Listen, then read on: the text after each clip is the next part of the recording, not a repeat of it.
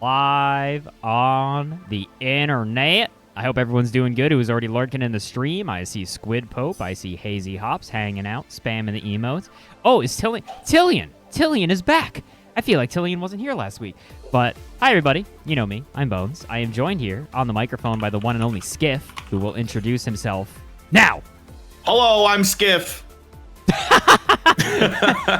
Love that for you. Okay, hold on. Let me make the big tweet of going live with tonight's driving school.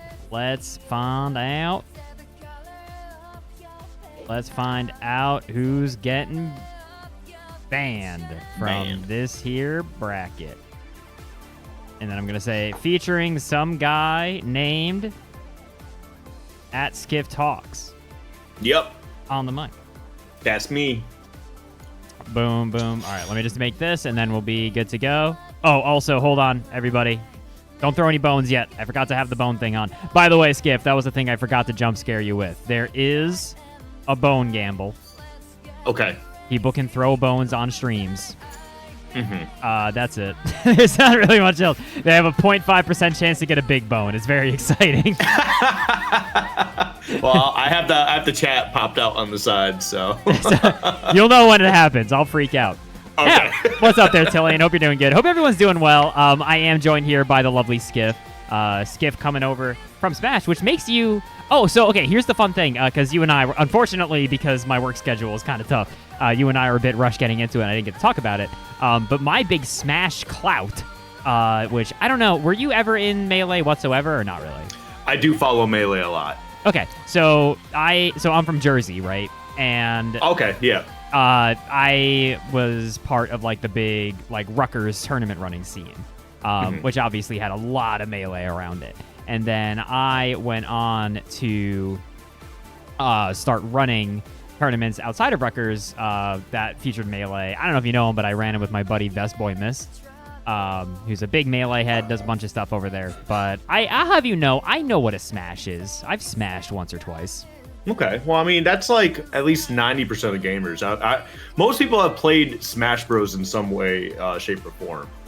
Usually it's that like casual way everybody kind of gets together.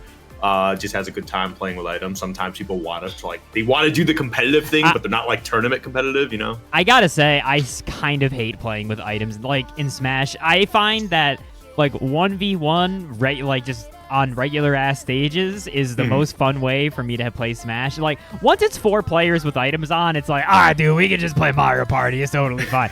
Like there is fun to be had there. I don't know. I've never really enjoyed it. But hey, MCNA, it's been a minute. Hope you're doing good. I heard school's been a little bit of a thing for you lately. I did want to comment, and y'all can't see it on stream just yet, but Skiff has a very good blanket right behind him.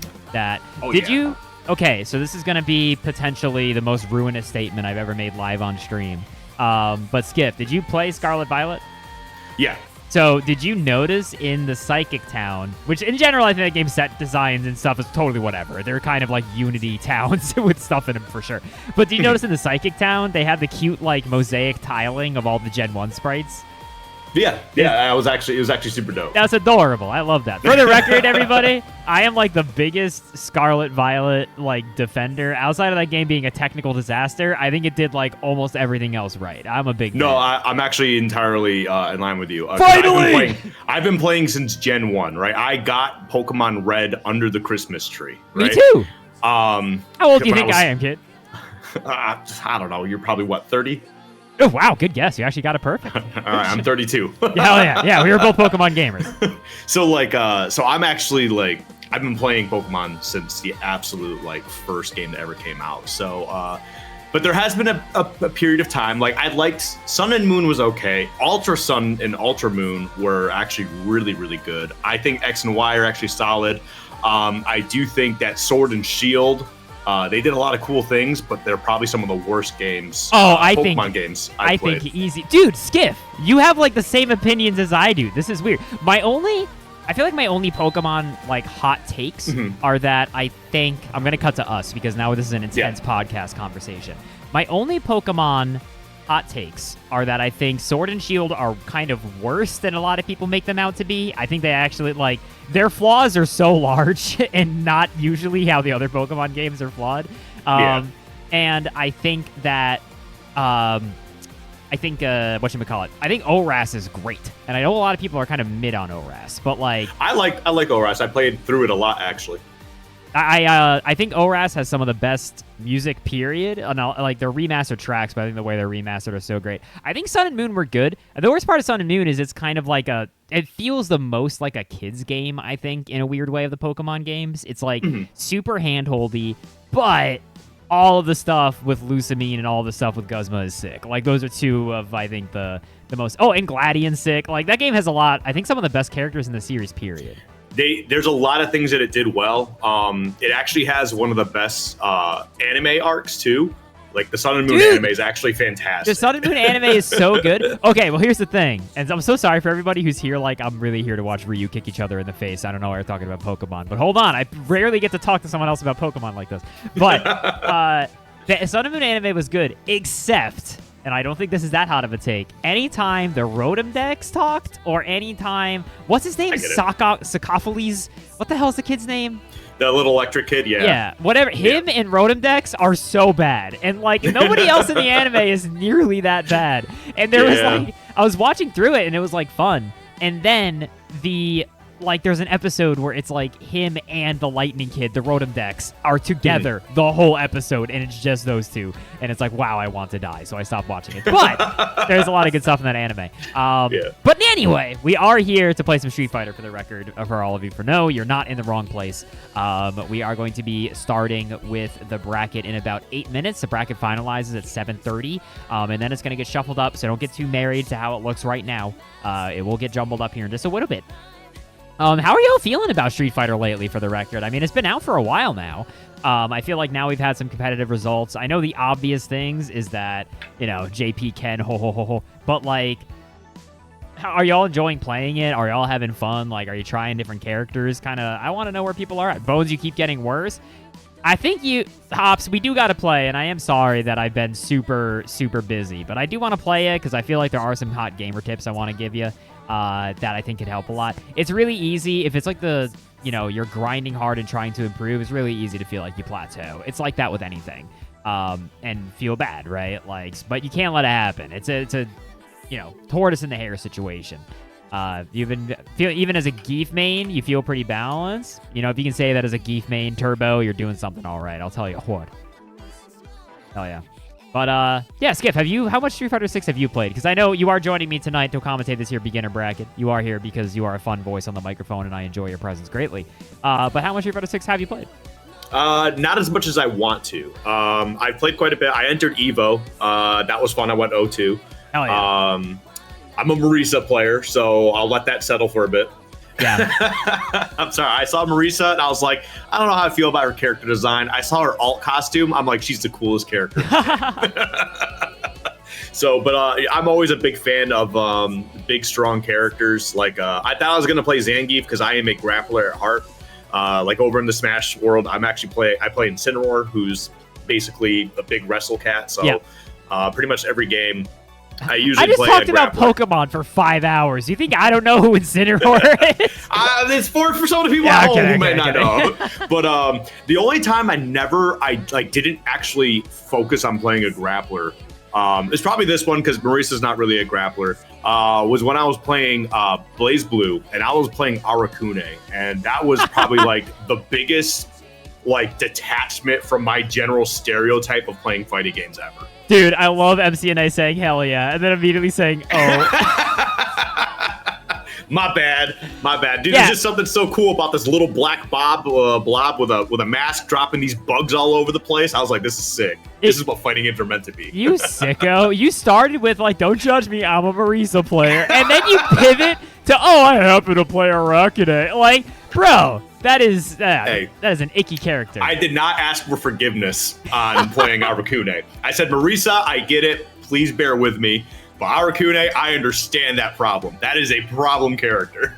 Yeah, no, Arakune is very known for being a character people don't enjoy playing. Chat, I do, because I've been wanting to play actually more Melee on stream, because the one time I did was actually a ton of fun. I love playing on Slippy. It's a dope time. boy, I wish like Ultimate had netcode or something. We could do something there. That could be cool. But like, I do want to play more Melee on stream. That just always reminds me. But I've actually been playing quite a bit of Street Fighter. I finally managed to get my Modern Jury up to Diamond. I'll have you know. That was awful. And by awful, I mean I felt so bad. Like, let me tell you, dude, if you're playing a character like that and those kinds of like... And again, I was playing it more like... I want to understand Modern a bit, and I want to understand like its implications and like a potential meta thing, which is mostly why I've been playing. But like, God, it feels mean sometimes when you're fighting certain people with it. But yeah, dude, I do appreciate you coming on there, Skiff. For the record, I'm going to ask you to reintroduce yourself like several times tonight as more people shuffle on in.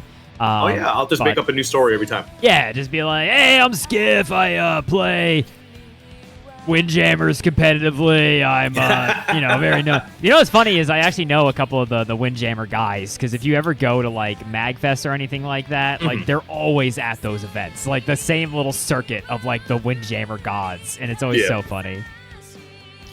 But yeah, no, it's yeah, I've definitely, you know, kind of been all over the place too, because it's not just Smash. Basically, if it comes down to like just a platform fighting game, because I do a lot of stuff for Brawlhalla too. Yeah, love those guys. Brawlhalla is some of the best groups of people I've actually ever met. I know that they catch a lot of flack for being like the other game, and how does this game get so much money? It's because they have such a bigger like player base and fan base that people actually realize. So big shout outs to them. But that is the funny thing about Brawlhalla as an outsider, is it is because like if you're not in the know, you don't know.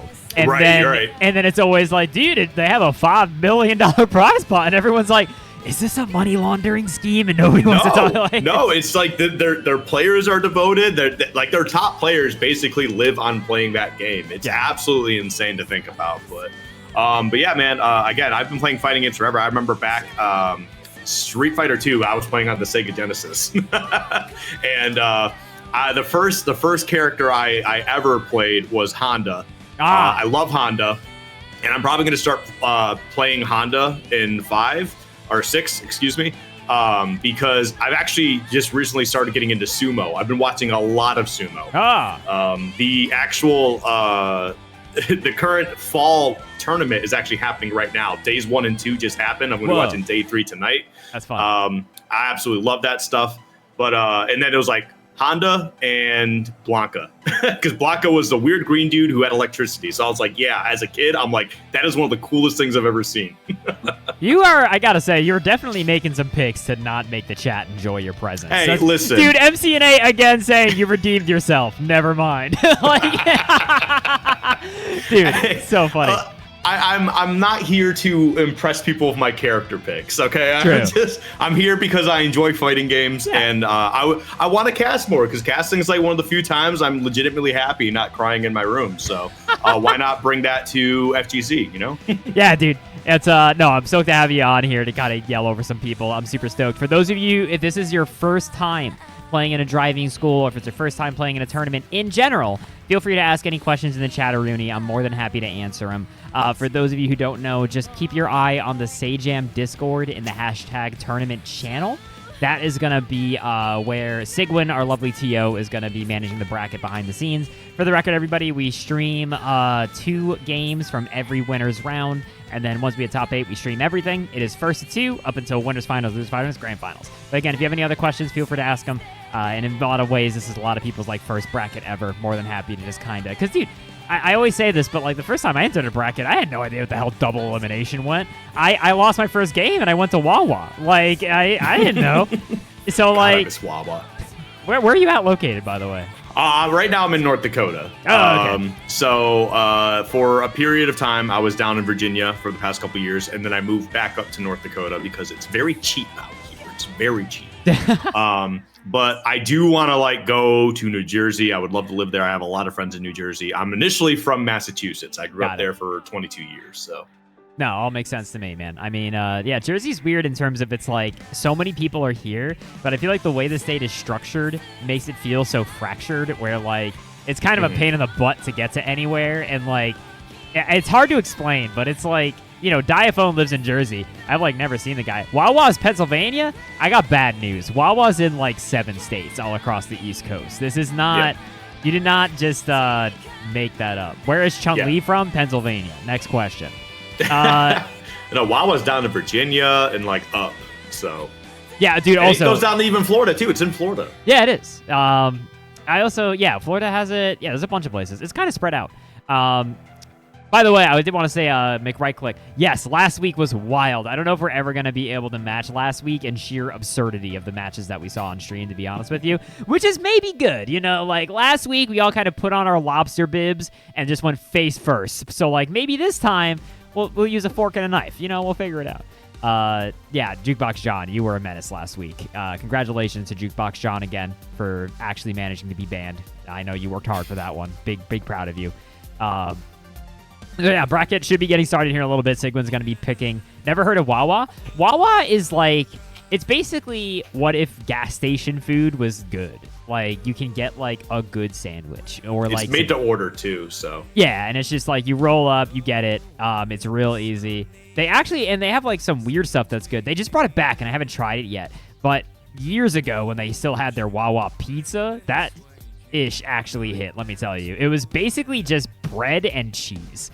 Like, and it was very fluffy. It was very weird. It wasn't like any other pizza. But Turbo Sheets is also very good, by the way. Sheets has some of the best, some of the best fried foods ever. Like, you can walk in. So one of the things that people like to do is you get a bucket of fries, right? Wow. And they're pretty solid fries. But I once went in there and I got a bucket of mozzarella sticks. And that was an amazing time, but one of the worst mistakes I ever made in my life. Yeah, it sounds like a mistake that you would, feel for a couple days, dude. They sell a subscription for fries? They do. You can go in there and you can get like a medium fry like a day or a small fry a day or something like that. Yeah, you just have to subscribe to it. It's a French fry subscription. It's so crazy. That's actually so freaking it's funny. once an hour. Excuse me. What? Who the hell eats fries once an hour? Someone might. That's too much power. I feel like the best thing about Wawa though is the one thing I'm really gonna miss is that it's actually coming back up again. It's the Gobbler coming back. The Gobbler is coming back. It's almost gobble time. So I hope y'all are ready. Oh God, it's so good. I can only eat like a Gobbler once because it just knocks me out. I am just dead asleep after I go down on a Gobbler. But like I did want to say, Tillian, yes, you being here this week might make it a little bit more stable. We are gonna jump into our first match, everybody, if you can believe it. Welcome to Driving School number 11, featuring Skiffs on the microphone. Our first match of the night is going to be Dadabato, a longtime veteran of these here driving schools, going up against Kobali. Kobali, I don't believe has been on stream before. I'm so sorry if I'm horribly wrong about that. Sorry, names are swapped. Dadabato representing the the Manon. Manon and Marissa's names are too similar. I get mixed by the first syllable. Yeah. Wow. And honestly, I think they're two of like the sickest characters in the game too. And not necessarily like this like gameplay wise, but like in terms of like their actual character design and like their backstory and stuff, I think they're really, really neat. Plus, look at this. Ow. Bam. Dude, I gotta say, Dadabato was kind of blocking with their face there. That was like a lot of resets happening. There was like one combo and the rest they were just holding 6 and getting hit. Because like initially when this game was shown off, I thought I was gonna play Manon. I'm like, okay, she is literally just a grappler and / like ballerina model shtick. I'm like, this is pretty sick, right? I love everything about this, but she just doesn't hit the same way that Marisa does. And you kind of have to like, because I want to go in, I want to press buttons, kind of like what we got Kobali doing exactly here, right now. Down, like big damage, swinging meaty, right? But like then the other side of it is just like Manon, she's a grappler, but you kind of have to dance around people. But look at this corner pressure here. Help! Oh my God, dude, these crouch light kicks, they're gonna. That was from so far away down. Okay, hold on. One more command grab actually wins here for Dadabato. They just walk into it. Gotta block. Okay, they're finally blocking the Gladius. Wait, huge mistake. Oh no! Oh, but no punish on that. That's crazy. Sometimes you just press a button and they're just not ready for it because like you dance around a little bit. And this is kind of one of the things I see. No offense to either player here, but once you kind of get into like lower rankings and stuff like that, people only want to, play neutral for a little bit before they get bored and they want to press a button. And that's like one of the biggest mistakes I see all the time. Well, I think one of the biggest things here for Dadabato is they're not, command grab, good little sequence. They're not, I think, able to really... Never mind. Okay, they're capitalizing on their own offense now. But I feel like the defensive challenges have been actually the weakest part. Sorry, I didn't update the bracket. I'm so sorry. I'll do it right now. Please don't hate me. Change that 10 to an 11 and you can do it. You can problem solve here, I promise. You can figure out the new bracket. Well, but there we go, though. Getting right on the board, finally. Just getting around at least. And not looking too bad. I mean, they got a lot of big damage there. They got their actual command grabs working. Great anti-air as well. Yes, and also, most importantly, have 3 medals right now. Gotta make this fun. Dotabato walked all the way back to the corner, though, and now holding up for dear life. But again, those crouching light kick as a desperate challenges don't lead to much. But Kobali was caught sleeping at the wheel after that heavy. I gotta like the adaptation here, too. It just seems like maybe Dotabato is just kind of like, all right, listen, I'm kind of in a tough spot here, right? I'm getting pushed into the corner pretty often, but I know the tempo that Kobali is trying to kind of push forward here, and I can just kind of, work around that and get my damage and get my hits. But right now, they're just going to the other side instead. Yeah, but dude, these crouching, I think something that's really important as a concept for people. Oh, God! Hold on. One more hit easily kills here. Where are you going? Nice completion there by Dotabato. Just what they needed. Yeah, I think that command grab may be a little bit too obvious. I would have loved to see Kobali potentially do a strike mix-up there. But tied up 1-1. Oh, now we got a little bit of that home field advantage, though. So this might be a little bit of a tough spot here for Kobali, We are indeed in France. Unfortunately, the Home Depot theme is playing, so it's only a half home field advantage. Oh, God. There we go. Yeah, big grab. Yeah. Put on a little bit of damage, drive rushing in. I think Dotabato is having some unfortunate drops trying to drive rush, and they're just not quite able to get it out all the time. One of the big things about drive rushing in this game, if you're not quite sure, you can always just hold the button down and hit forward. Like, you don't need to, tap and, press forward rapidly. Like, you can always just hold it, and it'll come out, I promise. That's what I do. I'm like, I need to make sure this is happening. Yeah, right. Oh, my God, dude. Oh, this pressure is crazy. Girl's getting medium. Now, the big thing to remember... Oh, wait, hold on. Command grab. No, that's minus 1,000. Ah! Oh, my God. Oh, big breakthrough.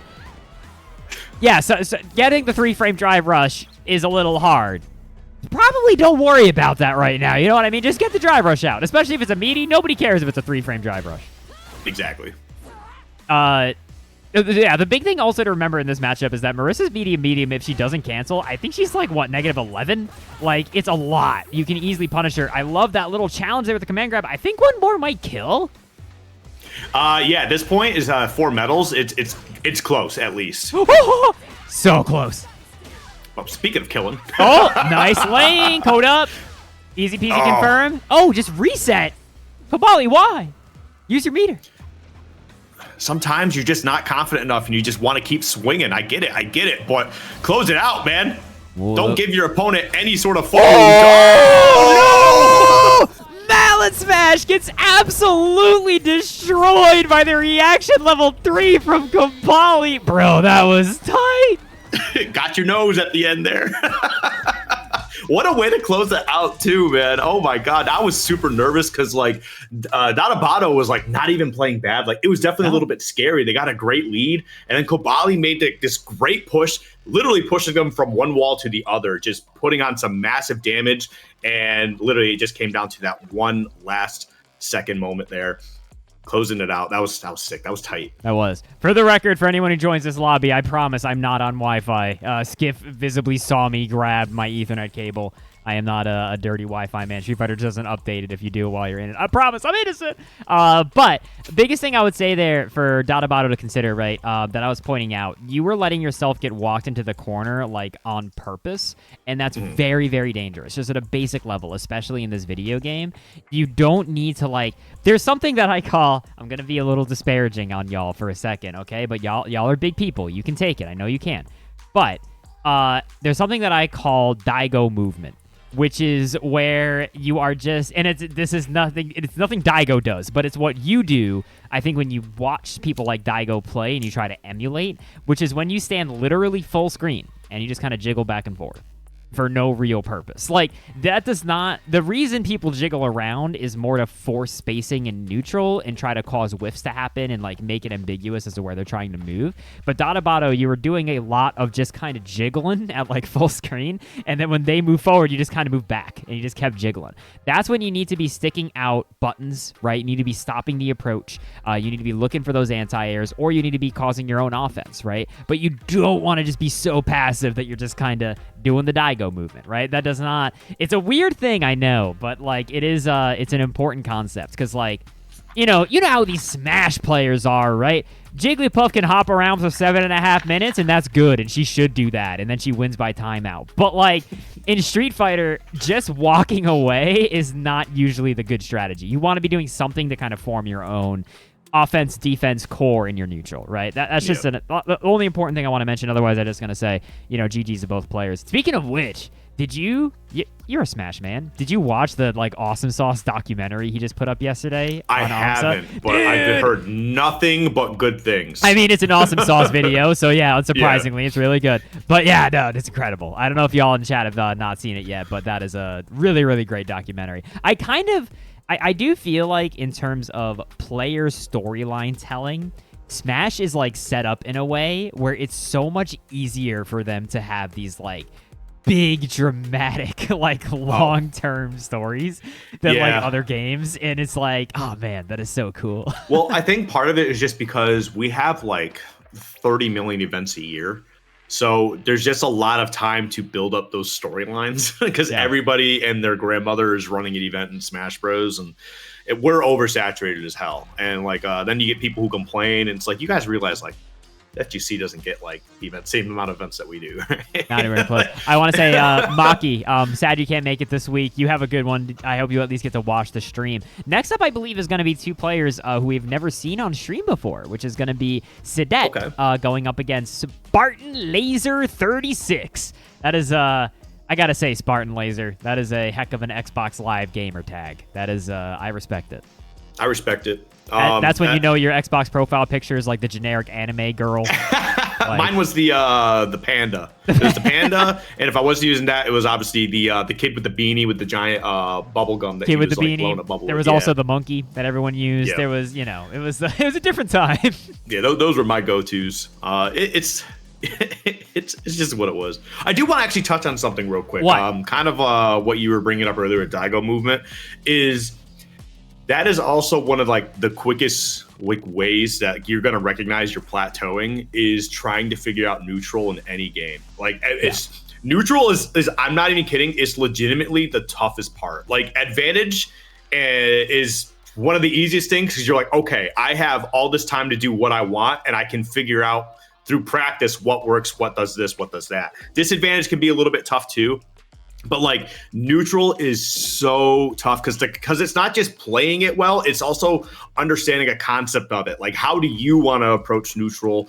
Like, what is the difference between me and what they're doing? How do I adapt what we're doing here for my opponent, right? Like, how do I win neutral against this guy because they want to push these options or whatever? It's literally the toughest thing. And once you can kind of start to figure that out a little bit, that's when your game really starts to jump a lot more.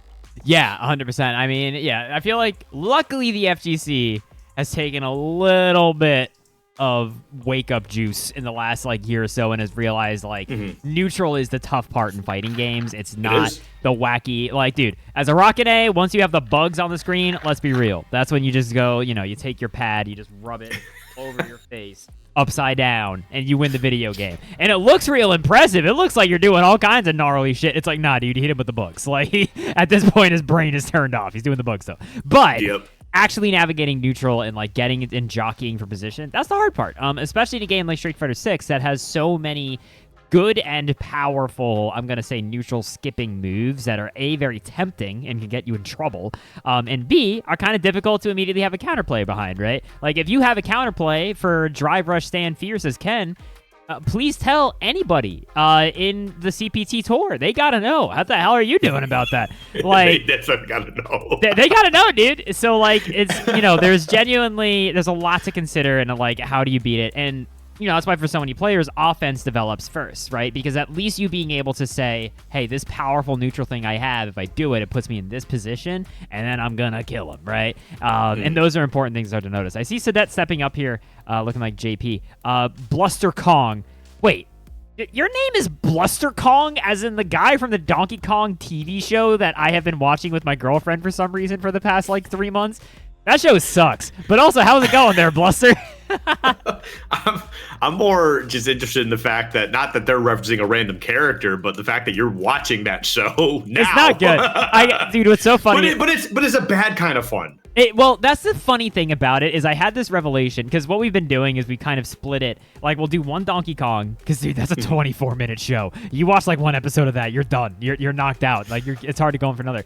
We'll watch one of those and then we'll watch an episode of Sonic Boom, which is a fantastic show that I can't say enough good things about. And it's the dichotomy has made me realize like, oh, this is a show for babies. Like Donkey Kong is a show for infants. Like it was not made for adults. It's a very weird show. There is occasionally good, horrible... Okay, hold on. I have to use my soundboard for something very important here, Skiff.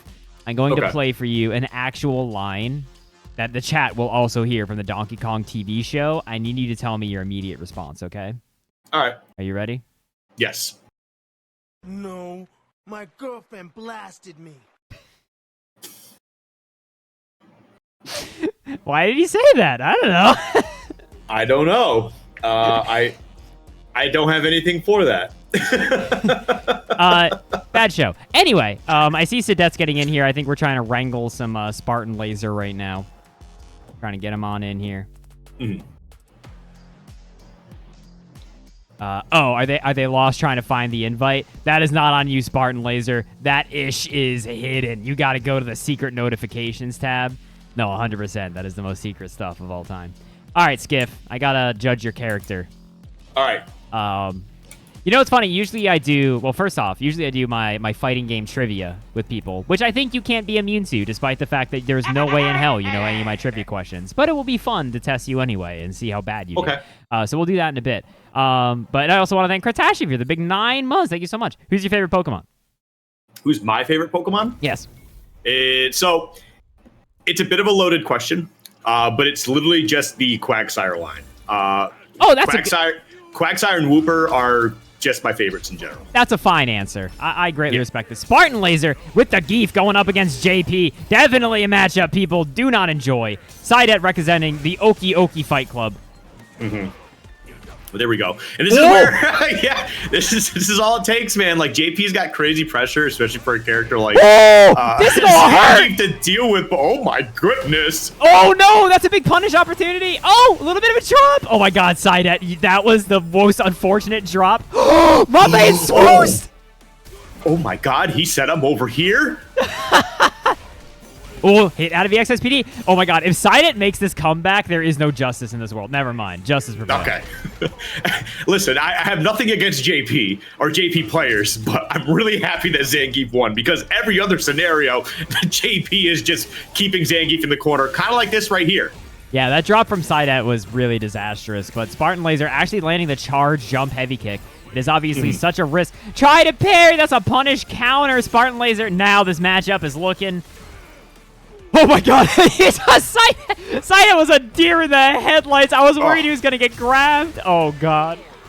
But there were some pretty crazy things in that first round, though, where Sidet was just making some clutch plays. It's just like, I think it's one of those things like you're in the clutch and then you're like, oh my God, I clutched that. And then you just kind of fall apart afterwards. Yeah, there we go. Again, the command grabs full screen. Spartan Laser not reacting. This is why Snake Eyes, very critically in this matchup, does not parry a lot of JP's zoning, right? Because you do not want to get caught.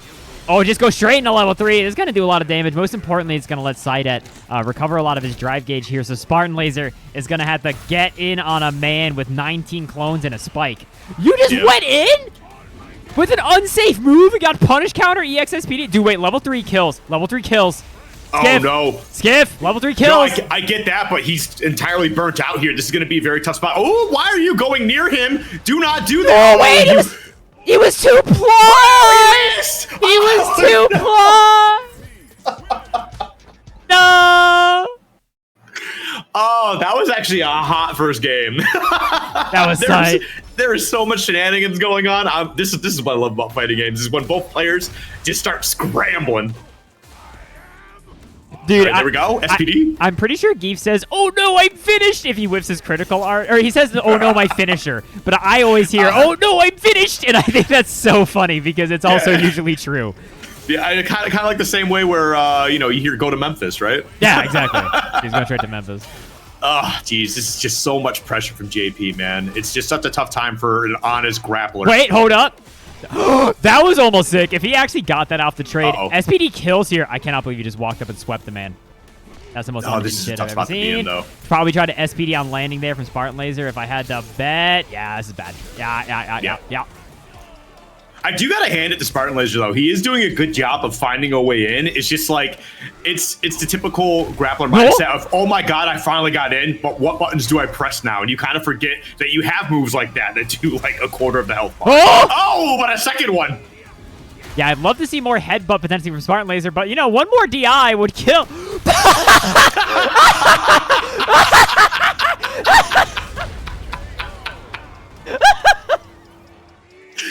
Well, that happens to all of us. Oh, that's what I love about grapplers, man. Oh my god. Hopping over the low. Dude, the damage racking up both psychologically and physically. Oh. This is super tough. Oh, side at no. That's definitely going to be it, right? Parry? Wait. Level 3? Ooh. Oh, just punching him? Not enough on it. Oh, wait, he's dead. The double perfect from Spartan Laser against JP. That's kind of how it's gone down, though. Like, if Spartan doesn't get perfects, all of a sudden Sidek gets one opening, and he has to spend the next 3 years waiting for a spot to just even walk forward 2 feet, you know? Yeah. No, I love these challenges after the forward light kick. They're so important. Oh, God. Now you have to be on DI alert against Spartan Laser right now. They are sensing blood in the water. Oh, no! Oh, missed it, Jack. Oh, he missed it. Yep. He dropped the whole combo and just lariated him as a meaty by accident. Okay, well, we lariat for some reason, and we hope that we can survive there. Okay, there we go. Getting the grab, put on a little bit of damage, a little bit of pressure, immediate SPD, okay. Heavy SPD kills at this point. You tried to DI there? You are truly unhinged. Nice jump away from the command grab. I do like that grab, though, just kind of recognizing the danger that they're in. Because a lot of people, they like to press a button that's not grabbed, so. Oh, my God. Why even spend the EX? What did that do? He was gonna die if you sneezed at him. Why? Flex. Sometimes it's just like muscle memory at that point too. People just not recognizing that sometimes you got to do things a little differently at where the health bar is, and you just kind of go with what's comfortable, what you've been practicing. So I get it. True. He does say the voice line. He is almighty. I was thinking about, oh man, I think, yeah, he was just a little bit later. That's when you go, yeah, I'm nasty with it. Dude, that reset is gnarly. Never do that again, but also keep doing it. I mean, he's almost got his level 3 coming up here. He's in burnout. Yeah, dropped his goo. Oh, he's getting away in, though. Okay, good grab. Create some distance here. Oh, God, the chipperoonie racking up. Sidejet not going for level 2. I think they should. It would definitely secure them the W at this point. Doesn't even need it. Holding on to the cash. Going down here into the last game. Double Luigi between these two. Yeah, we got 2 full bars as well. This is definitely going to be tough. He's already in his time to get serious. Oh, God. It's his last ride, dude. This is a hell of a note to start on. You're now like a heavy SPD and a sneeze away from dead. And look, you're in the corner, too. Oh, wait. That was fantastic. Going for the jump, knowing that the drive impact was coming through. I bet you $1,000 they just hit the... Oh, he armored through the spikes! Oh, no. This is a tough spot to be in. That was a big drop, Rooney. Oh, my God. No punish. All right, now we got Spartan Laser and Burnout. He almost got sighted in the Burnout, too, but this is going to be a lot of damage as well. We're really coming down to the wire. Nice! Here. Okay, level 2. Dude, this is probably going to be it. This is such a bad spot. Oh, did the close spike. To shreds, you say, Sidet is indeed going to take it 2-1, but Spartan Laser, definitely no slouch. I got to say, for big old Spartan Laser, I do... You know what's going to be the unfortunate thing, especially after watching Sajam's climb? Nice to try there, SkiffTalks. Unfortunately, not this time. Hey, listen, I saw I had 200 points. I'm going to go for Big Bone. For the record, we do call that the please observe. If you ever do the one single bone gamble and get one, that's legendary status, because that is very unlikely. But I do want to say here, for big old Spartan Laser, right? It's an unfortunately really important part of Zynga's game plan is to have light confirms. It's one of the best ways that he can convert into like meaningful Oki. But I think at a more basic level, the one thing I really want to see more from you, Spartan Laser, is more headbutt. I think it's so critical to Zangief's pressure game in terms of how he wants to do meaties and make himself plus, and then force those mix-ups after. I want to see more headbutt, and I want to see more stand medium punch. On my desk by Thursday, stat. That's what I just want to see more from you. But I mean, honestly, just like the pressure that you were able to put down was like astronomical, especially against a character like JP, whose game plan is to keep big characters like that away. You still found a way in. He definitely knows some openings. Like, all right, I see this move's coming up. Like, there's that one drop kick that we saw, and it was like, okay, well, he found one way in, and now you just got to find a way to keep that pressure. So once you start kind of putting those other tools into play too, yeah, you're really going to start opening some people up. You're going to be a menace. yes, for sure. I think, there's the makings here of truly legendary Geef status. So next up, we're going to have Yosheki, who we have seen on stream before, going up against Terrasite, who I don't think we have. I'm sorry if we have, and I'm just dumb. But we have good old Terrasite here representing Chun-Li, a character we don't see too much of in the driving school brackets. I feel like, in a funny way, I don't think Chun-Li's actually that complicated in this game, but immediately them giving her a stance made everyone go like, oh, this character's too hard. She's really not. But, always excited to see kind of different characters, people that we haven't seen maybe too much before. And I see Terrasite's readying up. Not quite sure who Yosheki plays. I'm sorry, I totally forget. It's funny because that's my mentality whenever I see stance characters. I'm like, oh, this is so cool. Too big brain for me. Dude. I go back to pressing command throw. Oh, that reminds me. I have to give you your first trivia question that you definitely won't be able to answer correctly after this skiff. I'm warning you. The deck is loaded against you. That's fine. I expect to look like a fool. I know I'm out of my element. Hey, another Geef. Okay, Yosheki here representing the Geef Nation. Chun.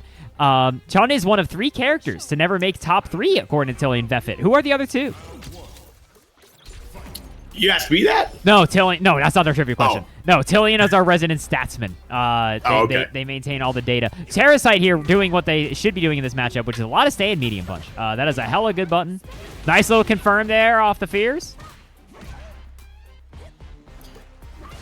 Okay, yeah, kind of putting that pressure down. And this is kind of where things really kind of play out the same way last time, too. Except this time, it's with Chun-Li, so she's kind of a little bit closer, can do a little bit of that mid-range. She's got those long legs to kind of keep people out, and also just this kind of pressure, too.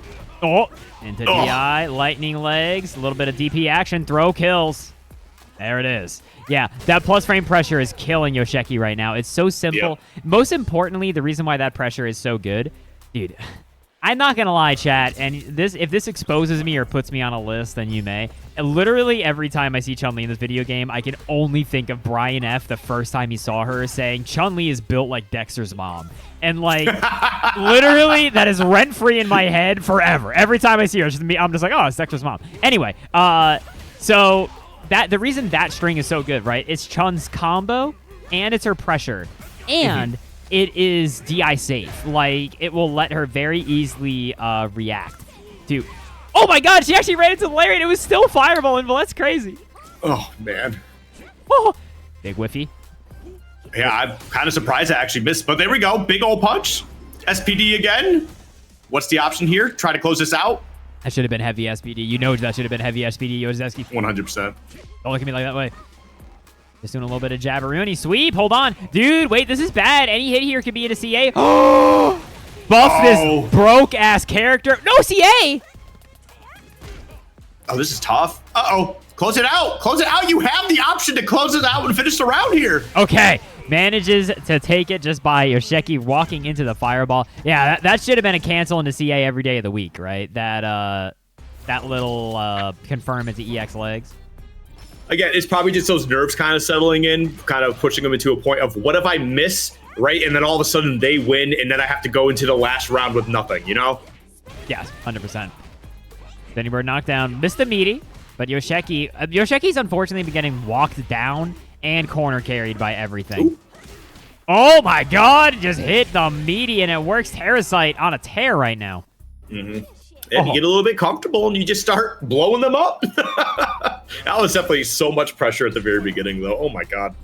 You ever just, like, look at a character in a fighting game in a post-round situation like that? If they're on top of their opponent, it's like, where are we in space or time? Like, it looks so weird. There's definitely some perspective issues in this game, but I'm able to overlook it because the game's fun and it's really good. I can't. I think this game is bad.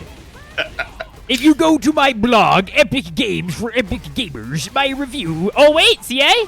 For level 3. Come, there you go. There we go. Finishing it out with the full confirmed. Terracite is going to take it over Yosheki 2-0, dominant fashion. And I think, you know, they have the very simple game plan to make it happen. They've got the meaty pressure. They've got the plus frame button.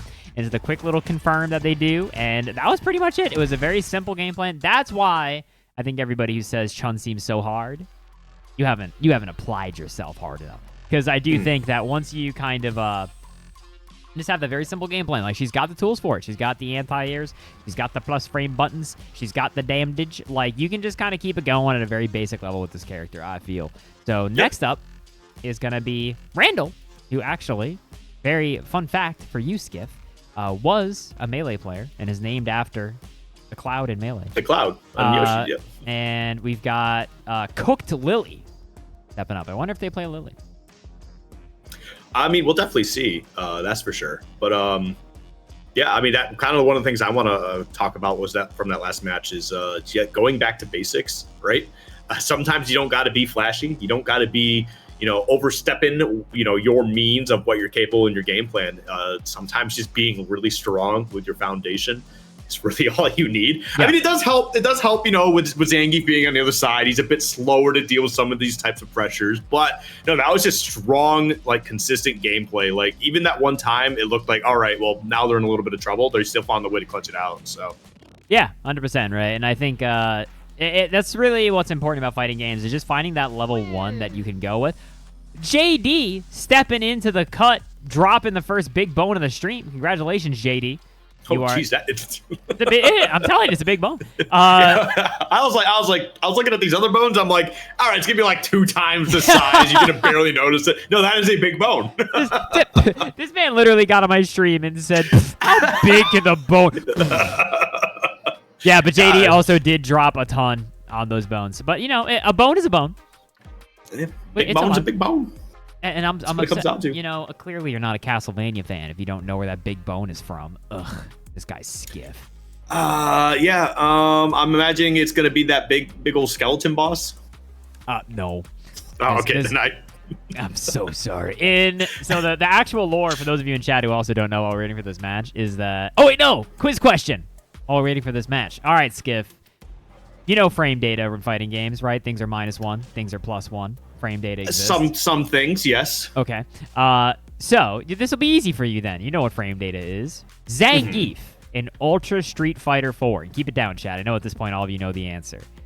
No. What is Zangief's heavy green hand special on hit? You may guess. I warn you, nobody's even been close, so there's a good shot you can accidentally guess and be more right than anyone else. Yeah, I'm going to say +3. +3, unfortunately, means that you are 11 points wrong because it is -8 on block. Good, okay. Good guess there, Skiff. Unfortunately, I must throw you on the pile of bodies. But here we go. Randall representing the jury. Cooked Lily actually representing Chun-Li. Another Chun-Li on the night. So, you know, considering Chun-Li is one of 3 characters who's never been in top 8, you know, we've got 2 chances here. Yeah, I mean, definitely got a good... wow, Chun-Li from last time. I'm upset that I got that frame data wrong. I'm still thinking about it. Sorry, it's -8 on hit. That is what I said, isn't it? Did I mess up? Yeah. No, you said it. I'm just so bewildered and lost and upset with myself because I don't even really keep track of frame data in my own game. I just say it's fast. It's it. Oh God, is that gonna kill? Not quite. Wow. Over the throw loop there, Randall. Last stand. Oh, did I say? Sorry, it's -8 on hit. My bad. I missed my... On block, it's like -1,000. What the hell is it on block? It's really bad. I just remember, because when I would watch 4 every once in a while, I just remember I'd see green hand coming out from Zangief, and I would see it often. I'm like, is this good? Like, light green hand can be kind of good for like neutral for moving around. Why is heavy green hand the same on hit or block? This is the dumbest game I've ever seen in my life. Anyway, so I was right either way, actually. Randall locking down in the corner at this point. Cooked Lily finds a hit, but dude, unfortunately, look at Lily now. They're burned out, and they've got to make this whole comeback. They don't even have CA to do it. I mean, they got the pressure to kind of keep them in the back, though. They got a lot of room to move backwards if they really need to. And you're about halfway there. Oh. So, I mean, it's not looking too bad. You just got to stay alive here. Dude, that drive rush stand medium punch from Jury, for the record, on Burnout is +10. So you are kind of in jail. Gets the drive rush forward throw. That is a good mix, right? Because people are so conditioned at that point to expect a drive rush medium punch that then when they're actually representing this drive rush throw, it can work. Gets over the fireball with the dive kick. And immediately right into the wall. This is definitely going to be a tough spot there. Launcher. Putting down some good pressure, man. Great grab mix-up. Yeah, love this pressure. Cooked Lily looking a little... Oh, my God, they walked forward for so long. Why? Gonna bonk the wall. Oh, that's a perfect, huh? Nope, not quite. Oh, wow. Oh, no. No! Nice reaction from Lily, but dude, Jury's down on the floor, too. He's done. All right, 1 round left here, potentially, for Lily. Just immediately right into that pressure again. All right, we do get a little hard knockdown, but if a counter hit going on. But immediately answering back. Man, Randall's just cooking here. Ooh, nice air to air. Ooh, yeah, great little confirm there off the medium punch. That is 2+ to challenge. Throw loops, level 3 on deck. Oh, she actually got over the crouch medium kick. Oh my God, Randall. Unrelenting pressure. Oh man, he's got level 3 here too, but you don't need it. Dude, that was a bullying round for sure. Yeah, the Jury, I gotta say, one of the most head-ass things about Jury is, like, seriously, her drive rush stand medium punch is a knowledge check. It's up there with the strongest of knowledge checks. It's like, if you do not have the ability to stop Jury from drive rushing at you with preemptive pokes, she is going to reset her pressure 1,000 times, and it's going to feel like there was nothing you could do. And I would say there, I think that was the biggest thing that was lacking from your game plan there, Lily. Chun has great pokes, right? She's got, is it her back medium punch? I'm so sorry. I've actually not played Chun yet, so I always forget what the command for her moves are. The one where she does, like, the little forward chop. I think it's her back medium punch. I don't think it's just her medium punch. But that move is, like, critical for stopping people from approaching you. The one where she stretches her arm out pretty far.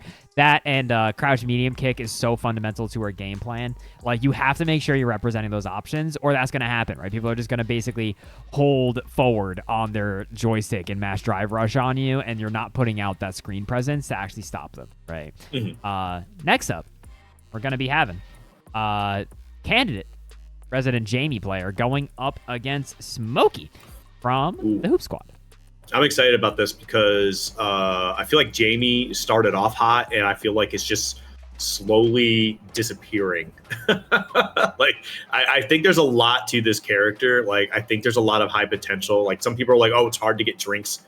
It's not. Like, it's really not that bad. But, like, there's still, like, a lot of potential to kind of really figure it out and, like, really make this character shine in the way that we haven't seen yet. But again, I think it just kind of takes the right person to kind of pilot them, but we'll see what happens. I do think Jamie is a little bit harder than other characters in terms of immediately piloting him. I do think he's got some real head-ass stuff, like his sweep and drive rush heavy punch, that, like, a toddler could abuse these tools to be powerful. The biggest thing with Jamie is why I think he really hasn't been that relevant in competitive play. I think genuinely he has a really bad matchup against the best characters, right? Like, I think that's kind of like Jamie's biggest problem. He matches up great, I think, against a lot of the other characters in the cast. Oh, why does the game keep exploding? Hey, game, sort your shit out. I think he can do well against a lot of characters, but against a lot of the top characters and against some zoners like Guile, it can be real hard. It can be a real tough time as him. His only real anti-fireball move is his EX breakdance, which he doesn't even have all the time. Like, that's when it's like I can understand him not being that much of a... Yeah, what happened, candidate? Did you get booted? Uh-oh. Sorry, candidate. You seem to have gotten booted for some reason. Yeah, you can go. Smokey, were you putting it off? Don't wait for me. Oh, yeah, just get in there. We're waiting on you. You're not waiting on us. We're commentators. That means the second that there's silence, we just sit here and... Oh, they were actually okay. Now, our job as commentators is that there's currently not video games on the screen. I go, hey, Skiff, how do you feel about Go-Gurt tubes? And then Skiff says something like, oh, brother, they cut the sides of my mouth something fierce, I'll tell you what. And we have a good laugh about it. But otherwise, play the video. I did not have Go-Gurt tubes a lot growing up. Neither did I. Those things were expensive. Yeah, I just had regular yogurt. I mean, I grew up like a decent part of my childhood just not having cable. So, I mean, True. Yeah, dude, if you don't have cable, you're not having Go-Gurt. That's a 1-1. There's no Go-Gurt for you, no Gushers. None of these things. Yep. Those are treats, man. When we got Gushers, I was like, oh my God, I haven't had these in years. Yeah, right. Anyway, Canada here. Going up, like I said earlier, this is, I think, one of the rougher matchups for Jamie. Yeah. Oh, wait. Yeah, he can counterpoke that sweep. No, he should have swept that sweep. Guile, actually one of the very few characters in the cast that has an always punish against Jamie's sweep. His sweep will actually always reach to punish it no matter how spaced Jamie is, which is a really annoying tool for Jamie players to cope with. Gonna be in a safe jump? Guile just has such a strong fundamental game plan, too. Yeah. Like, it's nothing fancy. It's just so solid. Ooh. That was a bold jump over that Sonic Blade, for sure. I would love to see Canada get that level 2 drinky drink so that he could get breakdance. Okay. Yeah, it works. All right, goes in with the jumps, putting down a little bit of pressure here. Another flash kick. Every time you've jumped forward, he's got that flash kick. Oh, nice reaction from Smokey. Yeah, once you see it once and you're like, okay, is Wake Up DI on the table? You got to be ready to squash that the next time. I mean, yeah, Canada definitely got away with a few, I feel like just full-on raw, like, drive impact. So I thought it was, like, only a matter of time before Smokey was like, all right, I'm going to be ready for this one. I'm going to get the punish on this. Oh, here we go. Oh, Smokey dropped a little bit of the confirm. Still got decent damage off of it, though. Dude, any little confirm here from Smokey into level 3 is actually going to be it. Yeah, it's just a matter of just land that hit. And, oh, dude, this is just such a rough one. I definitely see what you're talking about with this matchup in particular. This just looks rough all the way through. Ow. Yeah, I think as Jamie, you have to approach it a bit different because against a lot of other characters in the cast, you can almost play Jamie as a zoner where you get to stand in full screen, and if they let you stand there for too long, you get a drink. But you can't do that against Guile. He's got a gun. He's going to shoot you. So you kind of have to, you're forced to approach. He's a colonel in the United States Air Force. He's seen war. He knows what he's doing. Doesn't have the target combo. Oh, that's the biggest, most unfortunate kind of nerve situation. Definitely went for it there. Didn't realize that he didn't have it. I'm telling you, that's actually, Skiff, the worst part about learning Jamie is getting used to, like, you need to have, like a video game flag in your brain for, like, have target combo, don't have target combo, because it so fundamentally changes how you confirm. Smokey put himself in a burnout here. Is waiting for Canada to try to jump out of the corner. Wake Up DI now, something Smokey has to respect a little. Hold up. Yeah, I mean, I guess I kind of get going for that burnout, but you kind of dropped it, and now Canada, yeah, it just has a huge opening here, and just finally be able to get some damage, get a drink at least. Oh, no, this is rough. Oh, no, you dropped it.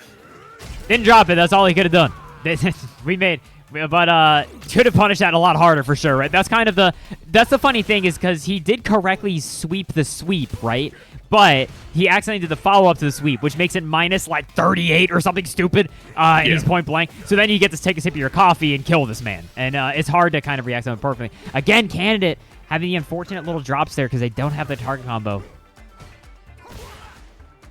Okay, there we go. We're kind of dialing it back here a little bit, going for these sonic booms instead. Because there was for a little bit, I feel like Smokey was just like, all right, I'm just going to keep holding forward. And it's like, you don't need to do that as much against Jamie. That's kind of what Jamie wants.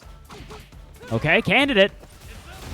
Oh my god, yeah, great EX flash. Smokey does have level 3. Oh, that went to the wall. That's crazy. Level 3 drinky drink. Next confirm easily kills. Yeah, I'm actually kind of shocked that that got to the wall, too. That was like just barely reaching it. But there we go. We're on the board. Let's go, Candidate. Yeah, Candidate getting around.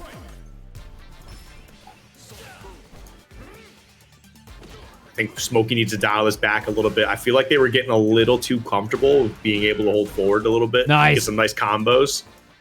Yeah, and again, that is an unfortunate thing about this matchup in particular. No other character really has that easy of a punish against Jamie Sweep.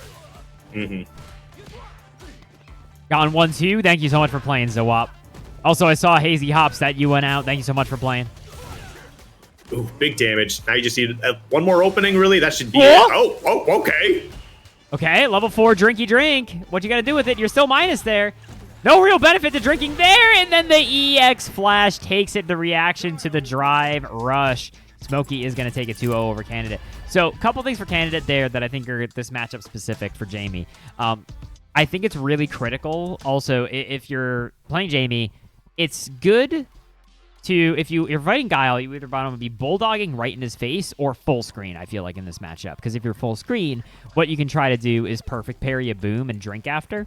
And that generally gives you the free drink, right? Or if you see him setting up Sonic Blade, that can be an opportunity to sweep him potentially. That being said, Smokey definitely had that, like, they knew Sonic Blade was kind of off table because of Jamie's sweep. Oh no, you got ads? Sorry, Smokey. But the big things I would say there are, I would prioritize getting at least level 2 drink in this matchup because EX Breakdance can be used to get you through projectiles and situations and can help you deal with Guile a little bit. Also, if you're gonna level 2 as Jamie, I would always do either EX Palm or EX Breakdance into level 2 because that gives you plus frames to work with. And otherwise, you're just kind of doing it neutral and praying for the best.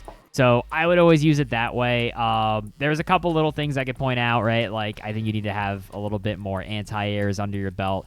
Using Jamie's stand heavy kick can be really important, too, for trying to control space in a way that the other buttons can't really do. But otherwise, I'm going to say GG's to both y'all. Smokey looking very strong. I think they picked up Guile, if I'm not mistaken, relatively recently, but already looking very comfortable with the character. Next up is going to be oh my God, Jothamil. I'm so good at this. Shut up, Skiff. Don't look at me like that. What do you think this is? Hey, listen, I was just trying to hear what the tag was. I just wanted to know what it was so I could be like, is it really that tough? And maybe. Hold on. Skiff, are you looking at the Twitch chat? I am. Okay, good, because you're banned. Oh, that's crazy. Timed out? I didn't even say anything. Get owned, Skiff. Welcome to the stream. You know what? Here, I'll throw a bone for you. Oh, I can't even do that! Oh, God. Oh. The one thing I got excited for after I was like, hey, I get the cast of Street Fighter was like, you were like, oh, you get to throw bones, and sometimes they're big bones. And I was just like, I'm in my gambling mindset all over again, trying to get these big bones. No, okay, we'll let you back in. You're all right. All right. Yeah, you're all right in my book. No big bone, though. I'm so sorry. It happens. Okay. Second trivia question for you, Skiff. All right. I feel like I wonder if I should give you like a less unfair question because you hella don't know old boomer fighting game frame data. Throw whatever you need to at me. So I'm gonna throw whatever I need to at you. Here's a funny one. Okay, so that's your hint, is that the answer to this is funny. So you know Tatsumaki, right? You know Ryu's little like spinny do question. Yeah, Tatsu. Okay. You know his master Gouken is a playable character in Street Fighter 4. It's his dad, who has a beard, is definitely his biological dad. And Gouken also has a Tatsu. The question for you, it is another frame data question, is what is Gouken's heavy Tatsumaki on block? Dude, I already told you, man. I don't even know all the frame data for like the games I cast often. You said heavy on block? Heavy on block. I'm gonna say minus 18. Minus 18, I think, is actually the closest anybody's gotten, which is impressive because you're still off by about 80 frame data. Oh my because God, it's that bad? Gouken's heavy Tatsu is minus 102 on block. It's pretty bad. Yeah, for those of you who don't immediately have the mental image, he does it and then he spins up into the air. And for 102 frames, and you just get to sit there going, "Yeah, old man," and he comes all the way back down. It's really funny. That's actually really funny. Do not drop that in a combo, for the love of God. Oh man. Yeah, that's a good one. You just do whatever the hell you want at that point. Yeah, no, dude, you grab make a nice some popcorn. Oh wait, oops! Oh no, I'm queued up. No, get me out of here. I almost just freaking knuckled up from Street Fighter. That'd be embarrassing, wouldn't it? That would be, dude. I mean, I've got my pad. You sure you want to fight the modern Jury Menace, everybody? I don't know if you do, because that's currently what I'm queued up as. Oh, that is fair, yeah. So we are going to be seeing some Terrasite back on the stream going up against Lurker. I don't think we have seen Lurker. Was the Bones versus Driving School Graduates exhibition? Yeah, I'm always down to run it. I mean, that's actually not true because I've been so busy with work. Lurker playing, he's playing old Guile. Ew. Dude, he's old. Well, I guess he's young. He's old Guile, as in he's young. Oh, I mean, okay, more forwards to the old outfit or whatever. I guess I get that part. I thought you just meant he's old, like in general. I'm like, yeah, he's old. He's a colonel. Like, I'm sorry, I was in the Air Force for a bit. I was like, colonels are generally older. I mean, you know, they all got to be. Chun-Li's like what, 42? Like, yeah. I mean, they've been doing this thing for a minute. Yeah, how many years now? I'm kind of happy. What is the timeline for this game anyway? It's all over the place. I mean, oh wow, that was like the first Sonic Boom. I feel like Lurker threw and it immediately got Hazanchu'd. Yeah, that was tough. I mean, we've already seen what Terrasite's capable of. Their pressure's really top notch here. So.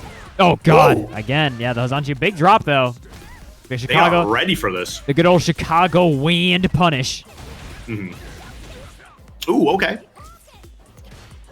I just realized Lurker's like club name is the Trog Delights. That's a good name. Nice! Using the stance slide to get under that fireball is a punish counter. Pushing Lurker into the corner. Next confirm could easily be into level 3 and close it out. Oh man, dude, this is actually insane. Because we were talking about Terrasite's pressure like last time they were on, but like the adaptation they have going into a character like Guile, whose pressure and like the way they play is so much different than the Zangief we saw not too long ago. Like, this is actually really impressive. Yeah, shout out to the Trog Delights. Whoa! Just walked into the Kakoken. That's like the second time Terrasite has won by just shooting a Kakoken and aggressively walking at them. Like, and they just were like, oh, shit, and died. Oh, dude, that was just dope. That was strong gameplay. Like, that's good character knowledge. Like, that is good matchup knowledge. No! Great punish. Trog. Oh, and the meaties are on point, dude. Oh, sorry, not from the Trog. From the non-Trog. From the...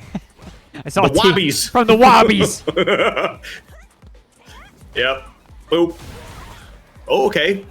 Immediate wake-up flash kick. Just kind of get some pokes in here. Yep, trying to create some space now, and it's just like, this is kind of part of the problem with some Guile players. It's just like, all right, if I can't press this button from a distance, what do I do when they get in? And so far, Terrasite's been doing a good job finding a way in. Oh, that was nice. Yeah, I like the EX Hakoken there to kind of clear the screen. A big thing to know about EX Fireballs, which I'm sure a lot of you know, but just to reiterate, is that unlike previous Street Fighter games and a lot of other games, projectiles don't get nullified just based on hits. EX Fireballs will always win and keep going. So even if Guile sets out a Sonic Cross and shoots a Sonic Boom through it, it will just lose the EX Hakoken. It'll power straight through. Yep. Ooh, there we go. I do like that.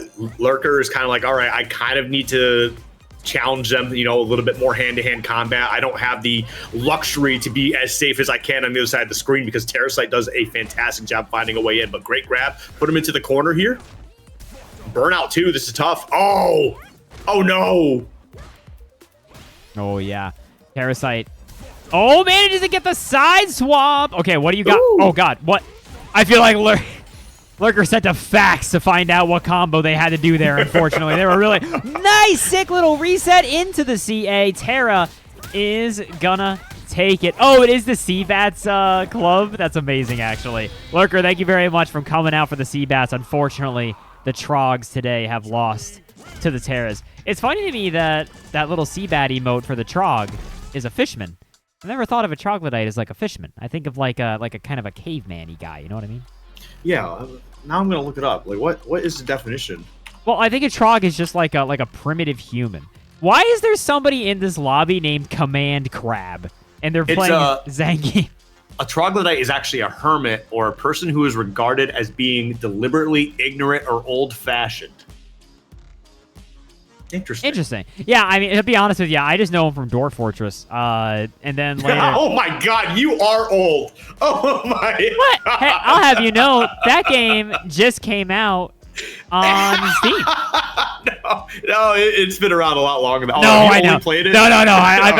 But I actually haven't played Dwarf Fortress since like the boomer days. I'm not like a something awful goon or something. Sorry, by the way. But like, yeah, dude, that's I think I first. It's crazy too because that game was free for so long, and then they put it up on Steam for $30 with like a bunch of updates, and like every person who's ever played Dwarf Fortress was like, I will pay the $30. Dude, it had the fastest like overwhelmingly positive like 7 billion pre-orders. Well, because it was also the whole thing. Was it 30 or was it 20? I forget. I think it was 30. The big thing about Dwarf Fortress finally coming out is that like Tarn made a post about it, the creator, where like his brother had a lot of unfortunate medical stuff that came up. So a lot of it was more to like help support them because they've been kind of working for like, you know, nickels a month from like Dwarf Fortress supporters on like developing the game. And then so suddenly they're in a position where it's like, whoa, I can like go to the doctor. So that was like a big reason why a lot of people bought it. They wanted to support the guy. That's super dope. That is dope. Yeah. I love good communities.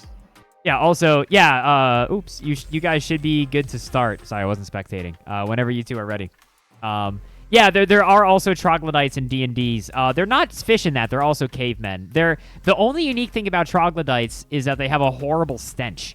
And so if you're near them, you have to make like a con saving throw or you like die. Not die, but like you get sick. Yeah, the smelly. Yeah, they literally like the description in like the bestiary is like smelly. Any Baldur's Gators 3 here? Any Baldur's Gators 3s? I played a lot of Baldur's Gate 3. I got right up until the end, and then I kind of ran out of Baldur Steam. But hey, it's a Rashid. I don't know if we've really seen one this deep in a beginner's bracket, but good old Pine 10 representing a Rashid. Jothamiel with the Ken definitely has played in beginner brackets before, is definitely looking to graduate. That was a gamer move. I won't lie to you. Oh, there we go. A couple Jin Ryus. Oh. See, I'm still learning a lot of what Rashid actually does. I know he's like all over the place and he's super quick, but like there's still a lot of things he's doing. I'm just like, that's a thing? Okay, so the biggest things about Rashid, for those of you who also aren't quite caught up on the Rashid of what he do, his like weirder approaches are actually relatively linear. And I saw Jothamiel, yeah, definitely buffering the hell out of that. His biggest approaches are definitely super linear. Like he'll either charge tornado like this and then use the wind behind it to do a wind enhanced move like this. That's plus, right? So that's why you saw that drive reversal, which is super smart. But like he really can only do a couple things, and they kind of all lose a delay jump. That's minus 1,000. Joth actually, unfortunately, missing the punish. I'm not kidding you, by the way. That move is actually like minus 38 on block, I think. It's very bad. Whoa! Oh, yeah, he knew that was coming there. Just held it down for a little bit, got that DP. Uh-oh. The third strike stuff. Bro kills here, easy. Oh, big drop. Hold on. He just went for the jab. What? That was crazy. You know what? That would hurt me. I got bad ankles, so if I got punched in the ankle like that, I'd go down too. I get it. Yeah, didn't even like, I mean, kind of just fell into his hand, I feel like. That would also, you know, that would knock me out. Big perfect parry combo. That was funny. Okay, yeah, that's the biggest thing. I think the Rashid jumping around in the air gimmicks are like the weakest part of the character. Huge punish. Ow, ow, yow. Yeah, it's one of those things that looks super busted until you start like just labbing against it a little bit. And you're like, oh, this really isn't that bad. Oh, this pressure in the corner is just really dumb. Just it's really dumb. Stand medium kick. Bunch of crouch punches. Woo! Immediate response to the stand medium kick. Pressure. Pint 10. Definitely started representing a little bit more of that. That's a really important poke for Rashid. It's so fundamental to his game plan. But Jothamiel, proper response. Walk backwards. Whip punish with a stand heavy kick. Platinum 3 is allowed for the record because we have a grandfather system. So if you've played in a beginner bracket before and you didn't get banned, you're allowed to re-enter unless you hit diamond. Then you're out for real. But I don't want people to like stop playing ranked just to play in beginner bracket. You know what I mean? Yeah, that totally makes sense. I like the grandfather system. You were here and you've been leveling up. Yeah, okay. I gotta say, Skiff, frame trapping with a move that's like minus 38 on block is a hell of a decision. That's scary. No, that's enough. It kills. Some people are just raw like that, you know? Frame trap with your life. If I miss this move, I die. But if it works, I get like a genius. I get 1,000 damage. Yeah. I mean, I'm all about going for dumb risks. That's why I stay O2. Oh, like that little buffer. Oh, big drop. Yeah, nice punish by Joth. I think Shippu might have killed there. Stepping on the toes. Oh, gets the cross up. Okay, hold on. Rashid time. Oh, this is actually super terrifying. You got in the corner. You got your critical art as well. Okay, you my have to jump back over, though. Oh, no. Oh, my man Izumin did not have the life. He had to cancel into CA.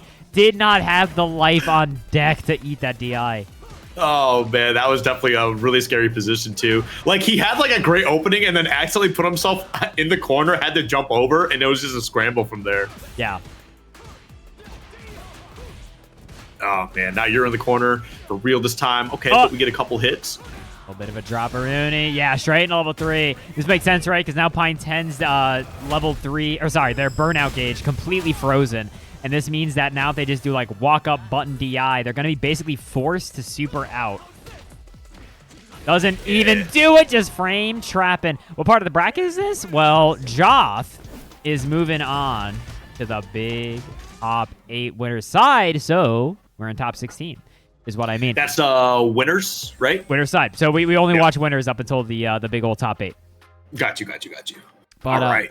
Yeah, well played to our gamers there for sure. Joth managing to get into that top 8 alongside of Randall and Terrasite. Surprising no one. I feel like Terrasite has been playing so hot tonight, Skiff. Oh yeah, no, Terrasite's been gross. Just the adaptation they've been making between characters alone. I want to see them fight someone else too. So I mean, thankfully we're gonna be able to see them play again because their pressure game and the way that they change up is really sick. Like, it makes me want to play Chun-Li as much as I don't want to play Chun-Li. Yeah. I don't want to play Chun-Li. That's the thing though, is like when you watch a player like do so well with a certain character, and this happens to me all the time back in Smash Bros. 2. I watch somebody go absolutely insane with a character. I'm like, that looks so fun. I want to do that. And then you try to do that and you're like, I am not that good. I don't like this character anymore. Dude, you want to hear the funniest Smash Ultimate thing? So I say this pretty frequently, but I play just enough Smash Ultimate to be able to beat up my friends and randos really hard, right? But I don't want to be much better than that. I don't want to be competitive or anything. But I play Ridley, right? And Ridley's a funny-ass character and definitely has a lot of dumb strengths as a character and a lot of silly weaknesses. My one friend plays Little Mac, and I'm not kidding you when I say, like, in order for me to play that matchup, I have to play so boring that I get sad. That might be my least favorite matchup in all of fighting games because it makes me play like an asshole. Like, because if I just go, like, we're on, like, Battlefield or something, and he's Little Mac down on the bottom floor, just running back and forth. And, like, I'm Ridley. There is literally no reason for me to go down there to him. Like, that is asking for him to hit me really hard. But, like... So one of the best Little Macs in the world prefers going to Battlefield. It's actually not a bad stage for Little Mac. Don't get me wrong. I think at a high level, and I know exactly what you're talking about, yeah, they can make magic happen. But I'm saying at our dumpy level, I don't want to go down there. That's scary. Well, the thing is, all you got to do is you just wait for him to press a button, you hold shield, you grab, you throw him off stage, he tries to come back, and then you forward tilt. You forward tilt at the ledge because he takes his tail and he like stabs and then he's dead. He's dead. It's good. All right, it's the other part of that that's really scary. Yeah, exactly. So that being said, everybody, we are going to take a quick break as we go into the top 8 side of the bracket. This way, Skiff can go grab some water and get ready for the final trivia question that he's going to get hit with when he comes back. So we will... You're going to cheat? Good luck looking up this information while we're gone. So we're going to take a break here. We'll be back, let's say 8:45, Skiff. So we'll be back in about 7 minutes, everybody. And we will return. So don't go anywhere, Skiff, just so that you know I'm going to mute you and deafen you. You're dead to me. You're no longer my friend. And we'll be back at 8:45, okay? Bye, gamers. Or, well, not bye. You know what I mean. Everyone, shut up. Get out of here, Skiff. Don't look at me like that.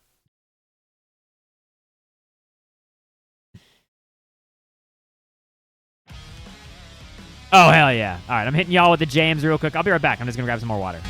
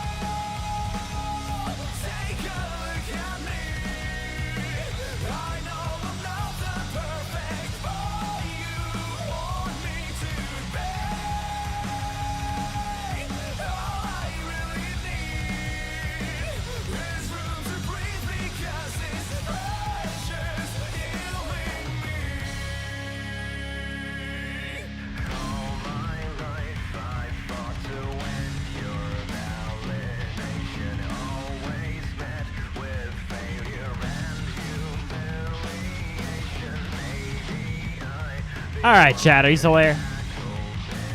Is everyone chilling?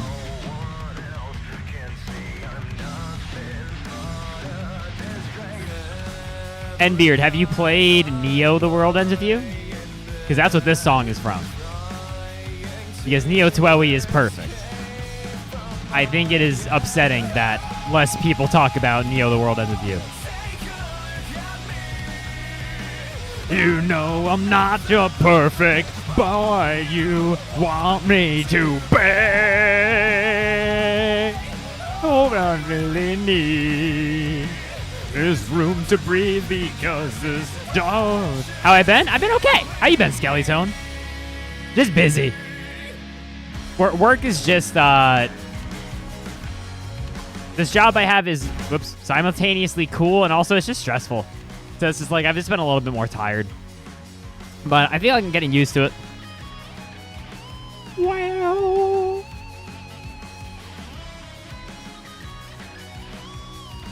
Yeah, Neo: The World's End With You has an incredible soundtrack. What is the most plus on block move that I know of? The cheating answer is that one king move from Tekken 1. That's like, what, like a plus 102 or whatever stupid. Except, you know, I gotta say, that's a bitch-ass answer. Because I found out recently that if a move is that plus, it just means the next hit, like, combos, right? So it's just like a guard crush. Like, this isn't plus. You know what I mean? That's cheating. Wait, are y'all ready for the title drop?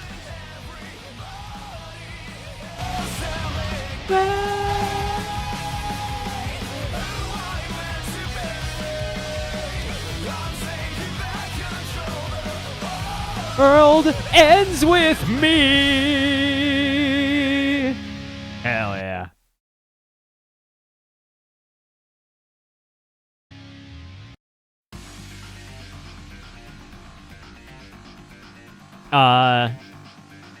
Let me think. What is otherwise the most plus move that I can think of?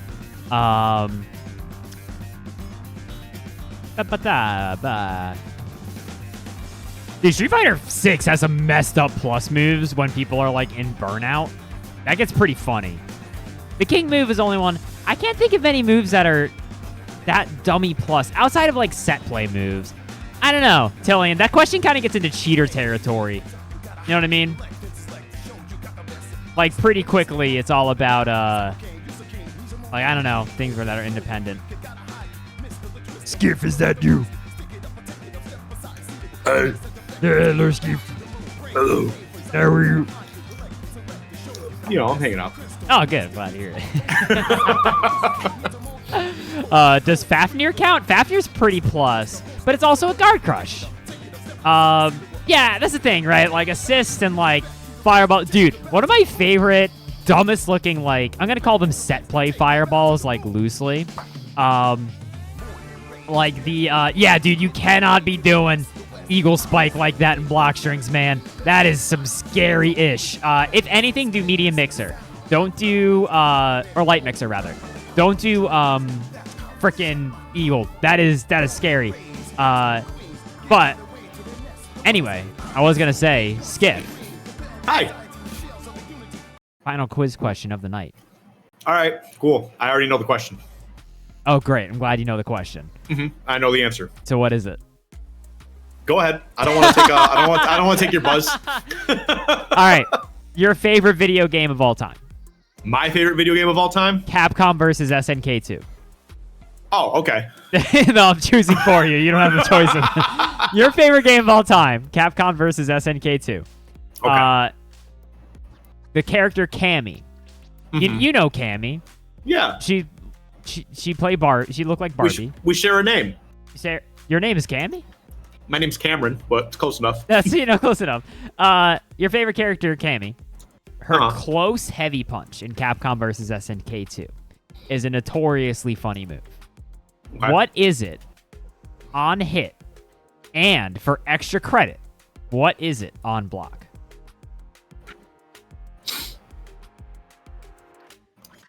On hit. It is a funny move, you said. It's a funny move. Funny can mean a few different things. It can. That's the trick. I've given you several funny moves tonight. It's up to you what to make of this one. I'm going to say it's funny because Cammy notoriously is a fast character. Mm-hmm. So I'm going to say it's -2. -2 on hit. On hit. Okay. What is it on block?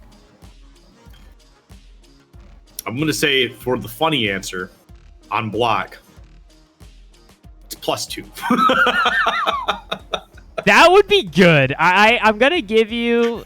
You get like an orange sticker for having the funniest answer I've heard. Unfortunately, you're super wrong. Yeah, I figured. Not that wrong in the grand scheme of things, but I will now tell you the answer is that Cammy's close heavy punch on hit is +10. In CVS2, everything is the same on hit or block. So on block, it is also +10. Oh. For the record, this bitch has like 6 frames of startup. No, I think it has like 3 frames of startup. So if you do it... And it's +10? And it's +10. So if you do it and then like walk forward and do it again, it's kind of like an almost infinite block string. It's super unbearable to deal with. That's so stupid. Yeah, it is. I don't know if you know this. Capcom vs. SNK2 is a pretty stupid game. But how's it going, everybody? We are back. We're going to be going into our top 8 for the night. So I see here we've got Randall and Jothamil on the winner side of the top 8 bracket. We've also got Terrasite. They're going to be going up against Sauce Master. Good old Sauce Master. We have seen Sauce Master on stream. I'm sorry to say I've completely forgotten who they played. If you are in chat or if somebody knows, please yell at me. And then on the loser side of the bracket, I see Humps, driving school extraordinaire player, has made it to the loser side of top 8. Smokey is fighting Fax Devin for that top 8 spot. I see Sidet and Bowie fighting for their life. They're going to be going up against Hyperial Guard to get into the Let Us Show top 8. And then Pint 10 is going up here against Creekmo. I think Creekmo plays Dalsum. Oh, you play Manon. Okay. I think Creekmo plays Dalsum. So that means that Creekmo is currently trying to make history as the first sim to make it to top 8. That'd be so Dalsum, if they make it, and if they make it to top 3, and then you get Terrasite, who's been playing really, really well. That would be 2 of your characters out of your top 3. Dude, exactly. And Terrasite is... yeah, they're cruising. I don't think a sim has ever even made top 8. Yeah, we either get the first sim or the first Rashid in top 8. That's pretty funny. That's who they're fighting for. It's one or the other. You can't get both. Yeah, right? That's always makes me sad in fighting games. Like, can we just be friends? Can everyone just go through? It's like when, 2 big character specialists go up against each other in bracket. It's like, why couldn't either of you have fought the 1 million Kens or something like that? Right? Like, dang it. I gotta pick. Dude, I've seen that so many times. It just like in Smash Bros. Alone, especially like what was it? We have a game that has like 80 plus characters, right? With just Ultimate alone. And I remember some of the earlier days of brackets, you'd see like 3 people playing Palutena, 2 people playing Pichu, and you're just like, where? There's 80 characters, guys. Yeah, right. Why are we all playing these same 3 characters? Randall immediately going for the old classic. So this is Ken versus Jury. Definitely 2 high octane characters, I would say. Mm-hmm. Nice little. Oh yeah, like these are basically like when the game first came out, like it was like these 2 at the very top. I remember that was like a lot of the discussions for a bit because obviously JP was a problem, but in terms of like raw power output, these guys were just insane. But right now, Joth in full control. Randall on the defensive back foot. Usually Randall is the one forcing the offense. EXEP's out, but that's a lot of difference, dude. Joth is a big fan of the wake-up jab. Mm-hmm. And he's dancing around here a little bit. Oh, okay. Ooh. I like that, though. Drive rushing in and then getting the grab as well. We actually saw Jethamiel do that a lot earlier as well. Oh, yeah, he can go straight over. That is something you have to be conscious of. Some characters have the ability, like Geef can do his little forward heavy kick to hop over it. There's quite a few things that characters can do to get over Jury's fireball. Randall, okay, here's coming in over the telly skiff. Randall has made top 8 the most often, with this being their 4th appearance. Ooh. All time? All time, trying to get banned. That's almost something like to be proud of. In any other scenario, you're like, oh yeah, I've made top 8 the most out of anybody else. But for this tournament in particular, that's not a bragging point. It means you're grinding. Oh, definitely could have comboed off that. Dude, drive rush, Jury stand medium punch on trade. A lot of drive rush normals are like this. Is seriously like plus 20. Like Jury can just do whatever she wants because of the trade. Ooh. There we go. Okay, I like that. And put him right in the corner, too. The dumb Ken back throw that everyone loves. Wow, what a buffer. Joth now just needs one little hit into level 3. Didn't go for it. Ooh, he's got a critical. There we go. Oh, yeah, that's it. Yeah, clean that up. That was definitely the smart play there. Don't give him a chance to even have the slightest opening, because I'm pretty sure if they somehow drop the combo, I'm pretty sure Jatham wins. Yeah, straight up. No, for sure. Because they got a critical art ready to roll, and it's just like Jury's damage output's also like kind of stupid sometimes. Live update coming in over the wire. Pint 10 has indeed gone out to Creekmo Dalsum. So Creekmo Sim now making history as the first Dalsum to make it a top 8. Shout out to you, Pint 10. Congratulations making it that far. Yeah, I think I was glad you went back and watched the VOD there. I hope the stuff that I said could kind of be maybe a little bit helpful. But right now, Jothamail is up 1 game. Nice little confirm there from Randall. It's one of the best ways to learn is actually watching sets where you lose. Oh! Uh-oh. Yeah, that's the $4 DI counter right there. It's a great way to counter it, but it is expensive. You are immediately very low on drive gauge for it. Getting some soft little pokes here. And this is just a tough spot too, because anytime you've kind of committed too much, Jetham just kind of goes hard in the paint. Yeah, my man be hitting the paint every day of the week. But both these gamers, this is, I don't think I probably set this up. This is like really a battle of 2 longer term driving school gamers. They're both they're sick of this. They're trying to get that ass banned. Pint 10, if you are over Platinum 2 by next Monday, you're good. We let you keep playing in the bracket unless you hit Diamond. Then you're out. then shut up. This isn't for you anymore. But you're on your own, kid. All right, there we go. Some good pressure. Ooh, missing that grab, but a trade. All right. Oh, no. Big miss on that confirm from Randall. Jothamail not getting the full combo, though. Straight into level 3. Let me show you how you do this. Yeah, right. But this is, not going to kill, and it is a big meter spend from Joth. So as Randall, I don't think you're that sad. No, you're not in that bad I spot. can't believe that didn't kill. Yeah, this is actually a scary position to be in. Never mind. I'm like, I've seen Jury put some great pressure on people because, she's lightning fast. She's got a lot of ways to, trick some people up. And Jatham said no. Yeah, my man said no. Drive impact. Well, it was funny. That drive impact, they literally had like a pixel left when they absorbed the drive impact there. And then as soon as Jothamail landed that little counter poke to like strip that little bit of life off him, they're like, I'm just going to DI again, whatever. DI me back if you dare. You'll die. Jothamail still in block stun. Randall trying to go for throw a little bit too early. Jothamail doing a lot of stand heavy punch and crouch medium kick buffer, which is good, right? It's a very strong option. Can be difficult for Jury to deal with. Yeah, rushing behind. Nice. Gets the throw before the fireball connect. Okay, there we go. Good little drive rush. Getting a little bit of chip damage in there. Not committing to anything too much. Oh, the Gen Rise. Oh my god, Randall DPing for their life and Jothamail DPing for their life. No! That was definitely a dive kick. Oh, that sucks for Randall. That would have worked. They definitely just messed up the input. They would have gone straight over that fireball and gotten the W with that dive kick. Oh, that's a shame. But Jothamail definitely deserving stepping in to the big, illustrious winners finals, which, Skiff, I don't know about you. I don't know if you're a math man. I don't know if you're an abacus guy. I don't know if you follow the teachings of my favorite mathematician. Nope. I can't even. Who the hell am I gonna jokingly say? I was like, surely I'll think of somebody funny, and then doesn't matter who you name. And then no. and then I was gonna be like, and then I could only think of real mathematicians. But you're not a math man because our boy Jothamail has gotten to winners finals. That means they are banned. They're guaranteed a top 3 spot. So congrats for Jothamail. We'll definitely be sending you off in style when we get down to it. Yeah, this is I can only think of real ones. I was sitting here the whole time. I was like, yeah, like my favorite mathematician, Neil deGrasse Tyson. It's like, wait, he is a mathematician. Like, I couldn't even, shit-postily use him. Like, I was like, wait, that's not a joke. That's just a guy. That's his job. Just say, Steph Curry next time. And then I was... Yeah, he's just constantly adding by 3. Yeah, right? I only got that reference because of I don't know if you watch them, but the secret base videos that where they do. Have you ever watched those? The sports like data analytics videos that John Boyce does.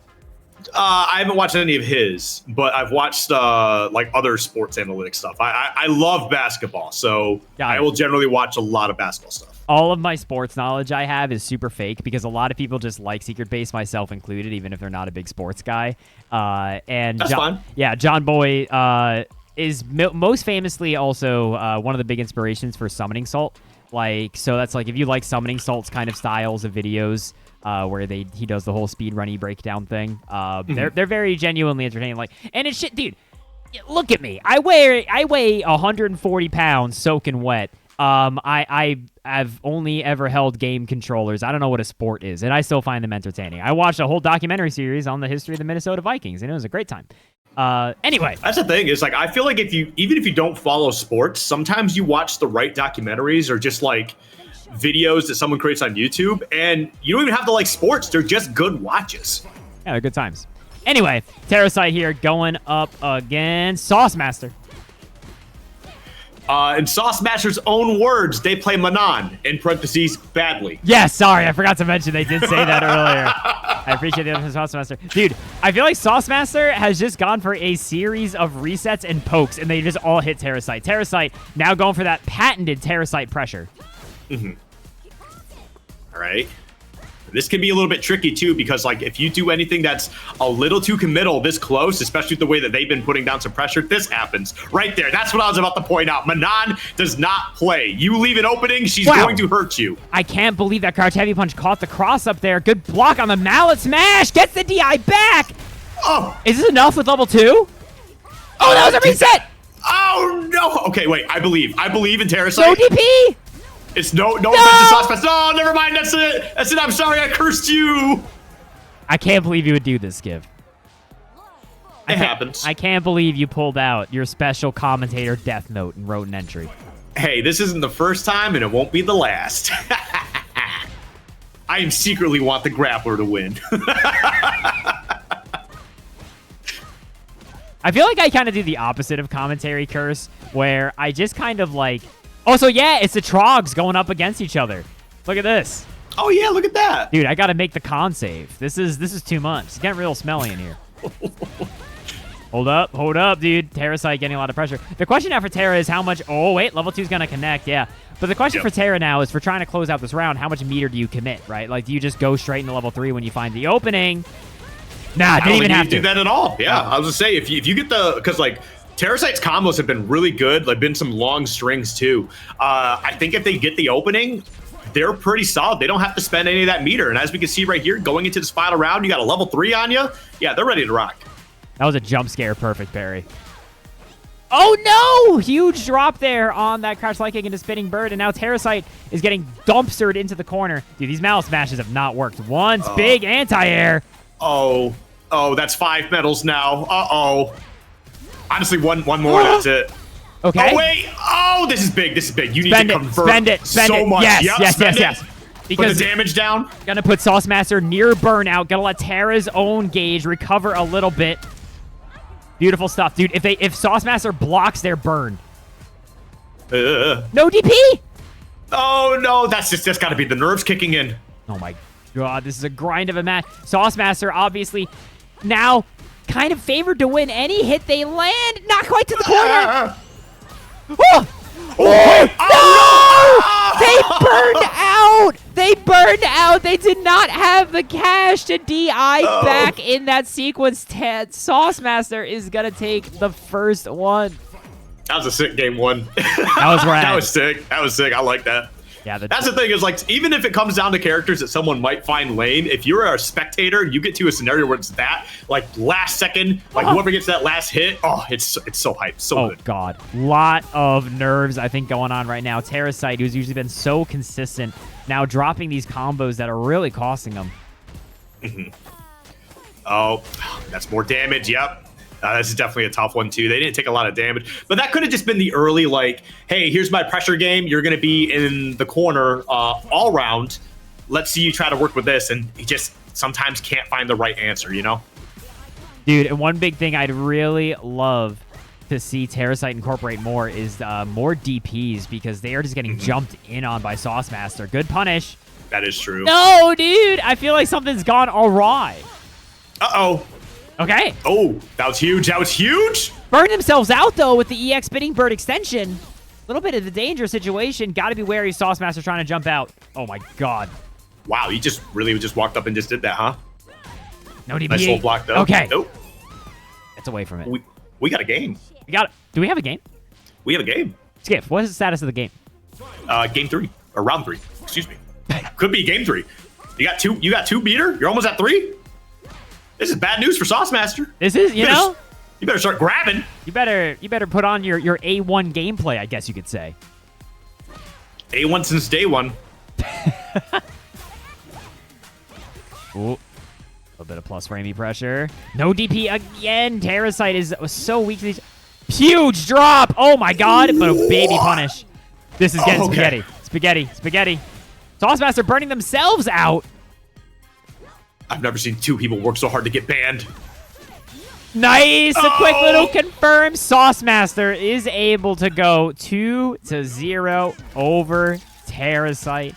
Moving on. Terrasite is going to move on to the loser side of the bracket, but Saucemaster has confidently put themselves in a position to be banned. Congratulations to the big Saucemaster. Dude, they're cooking. That's what I'm saying. They're using all the sauces. They're using they were PF Chang's orange sauce. They're using this fluff for marshmallows. They're using what are other sauces? Even just some basic stuff like barbecue. And some good old barbecue. Maybe a couple of McDonald's ketchup packets that have been in the back of your fridge since the dawn of time. Ooh, McDonald's sounds good.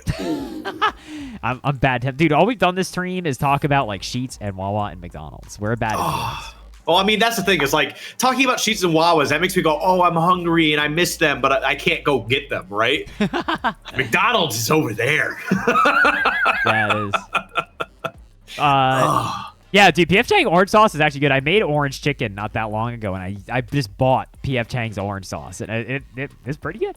Like, I added a couple things to it, really nothing crazy. But, yeah, dude, so fun fact from Tillian, Manon is the most banned character, having made top 3 6 times and having won 3 times. So, you know, the odds are kind of against Jothamil here going into this winner's finals up against Saucemaster. So the loser side of the bracket has filled out. It is indeed going to be A-Humps going up against Fax Devin, and then it's going to be Bowie going up against Creekmo. Creekmo, again, the first Dulcim to ever make it the top 8. Okay, listen, I'm gonna be honest here. I'm glad you've been dishonest so far. Oh yeah, I mean, that's just part of the persona here. Dawson's kind of sick in this game. Dawson's rad.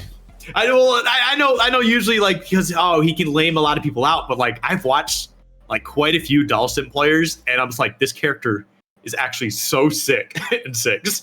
They do so much cool stuff. Also, hi Wisely, the other Smash commentator that I've had. Hi Wisely. The universe. Me and Wisely were hanging out at Hold up, we got a Cammy mirror. Fax Devin going with. By the way, dude, can I call out every Cammy player real quick? Can you give me that right, Skiff?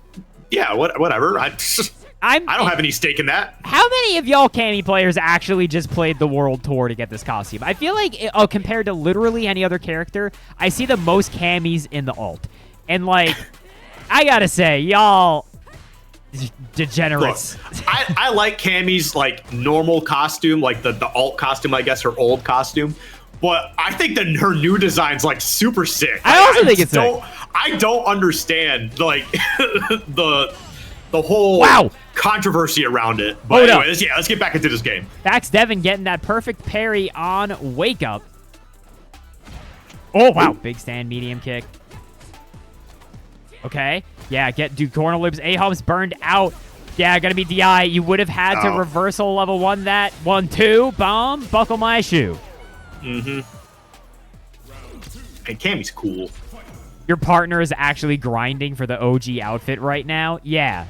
That's what I'm saying. Everybody immediately turns it on, and they're like, okay, yeah, that was great. I love them kind of, that it's important to have pressure strings in this game that let you easily counter DI, right? Like, countering DI in the middle of neutral in the middle of nowhere, I think is very different than structuring your pressure so that you're looking for it, right? That's what I'm saying, dude. The new Cammy design is sick, and I feel like I actually rarely see her normal outfit in this game. Everyone plays the old one. It's weird. I'm a big fan of her new design. I think a lot of the new designs in this game are actually really solid.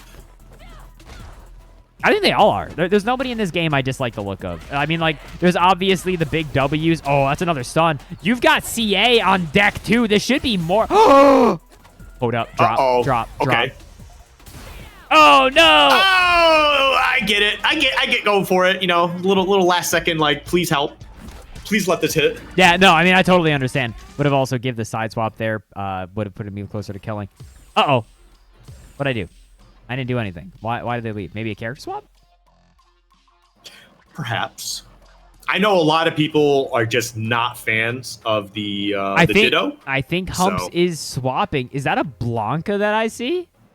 Ooh. I think it is. I think Blanca's sick in this game, too. I'm going to be real. That is a hell of two characters to have there.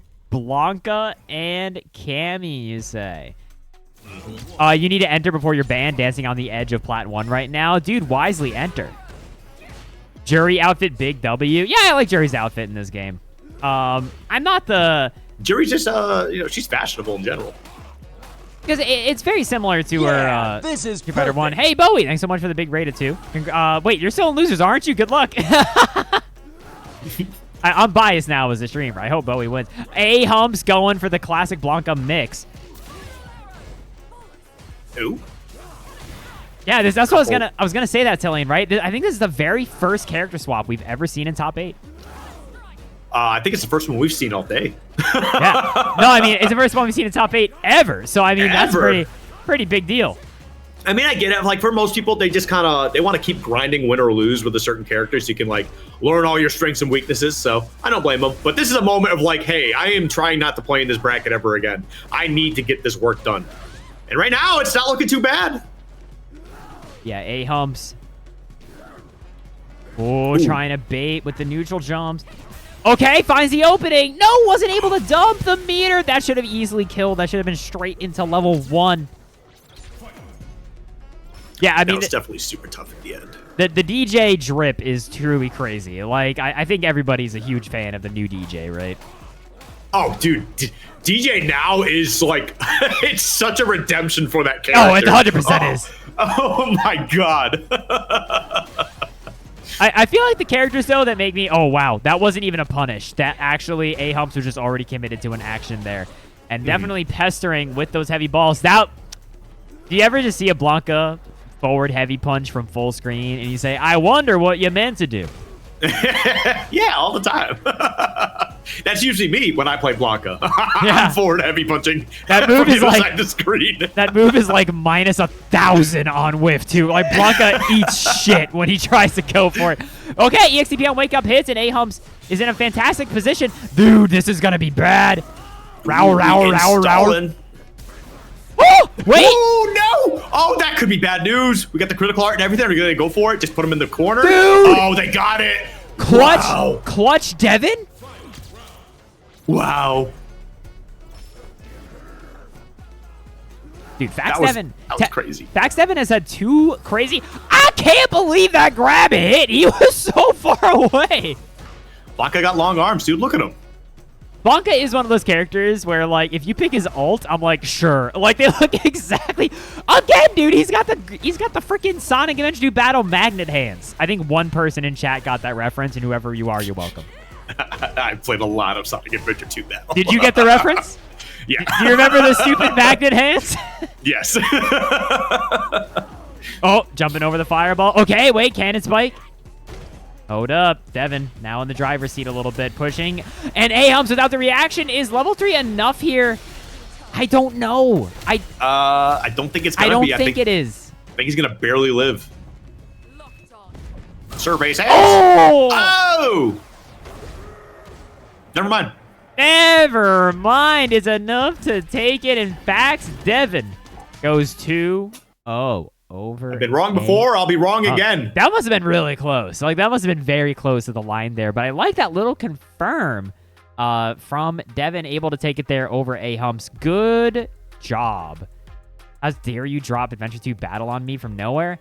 Dude, 3 days ago, I was playing a Donkey Kong 64 randomizer. Who do you think I am? I just play bullshit at all times. For the record, hold on, pause. Some of you Ancient Bones fans might remember I used to stream quite a bit of the DK64 rando. They have made so much more custom music now for that game. It is so freaking funny. I am playing that video game, and like...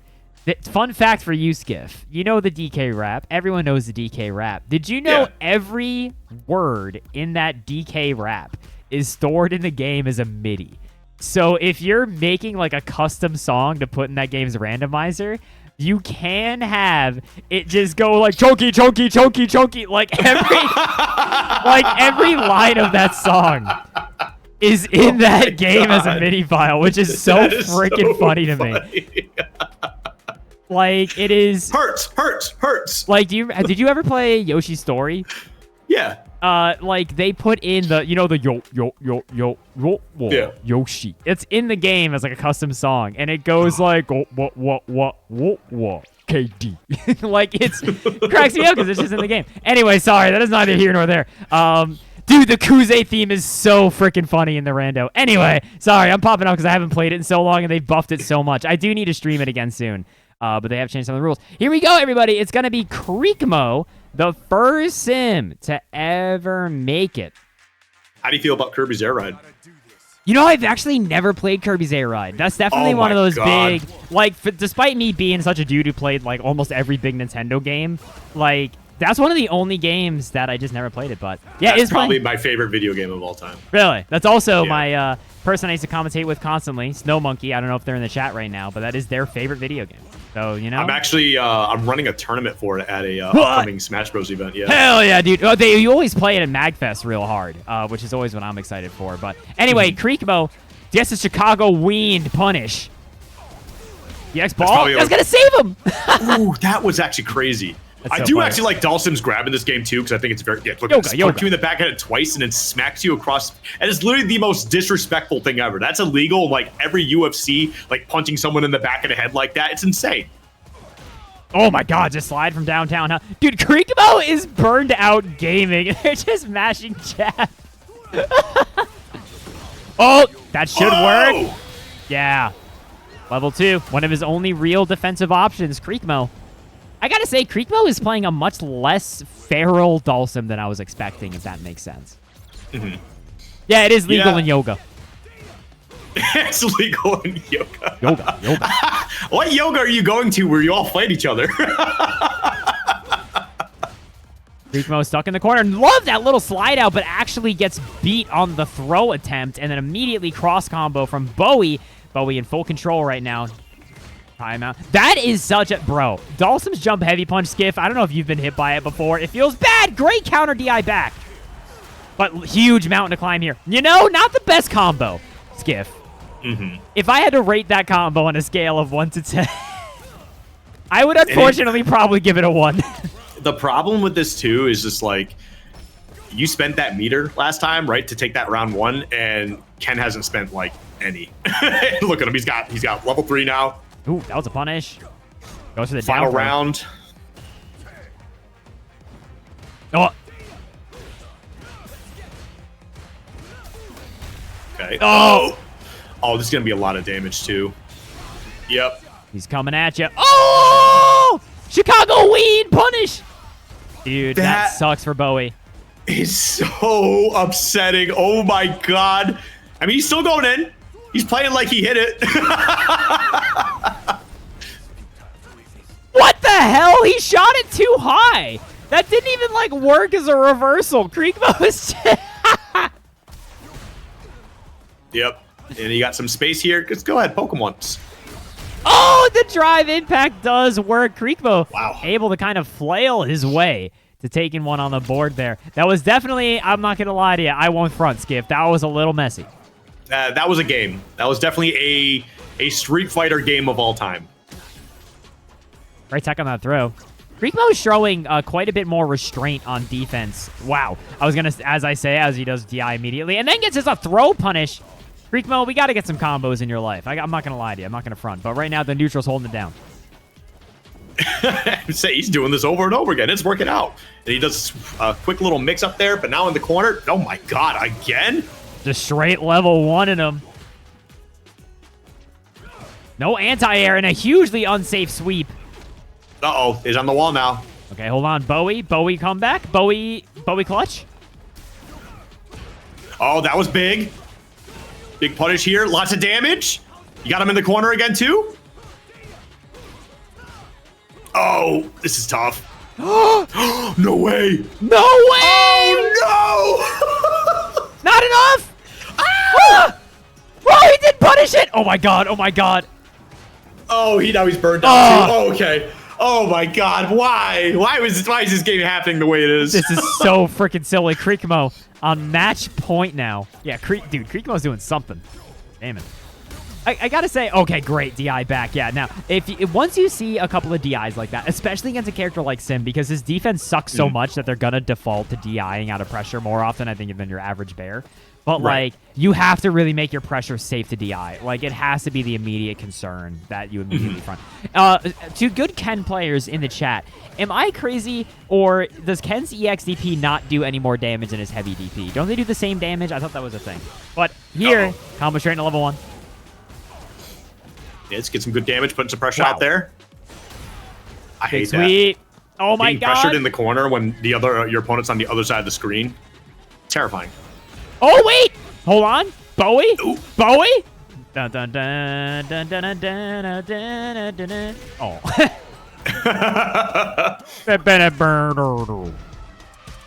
Freakmo sitting on top of the effluent there.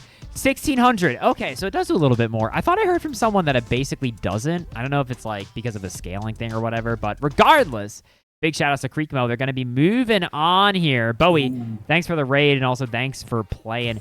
Bowie, I think that in general, you had a pretty solid game plan.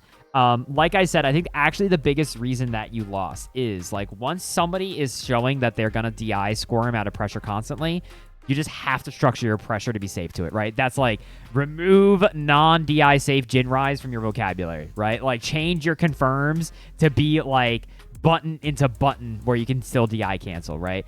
And yeah, misinputs are going to happen, right? Like nerves get up. I know all that, right?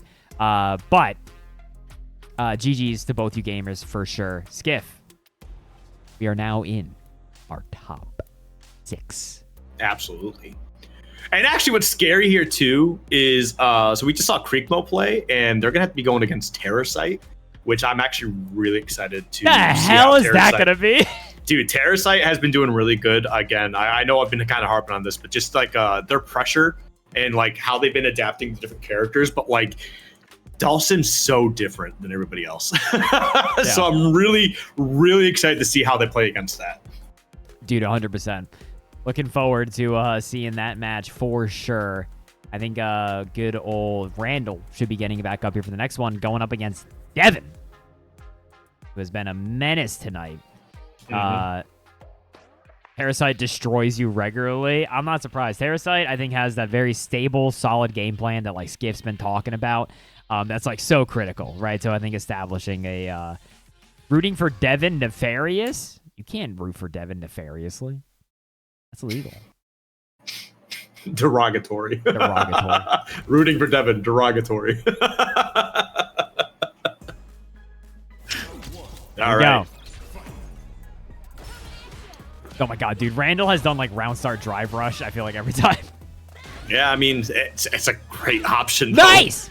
That was actually so heads up, dude. Trying to remember to anti-air when you whiff a throw, I think is the sign of a true, like, you are learning how to game.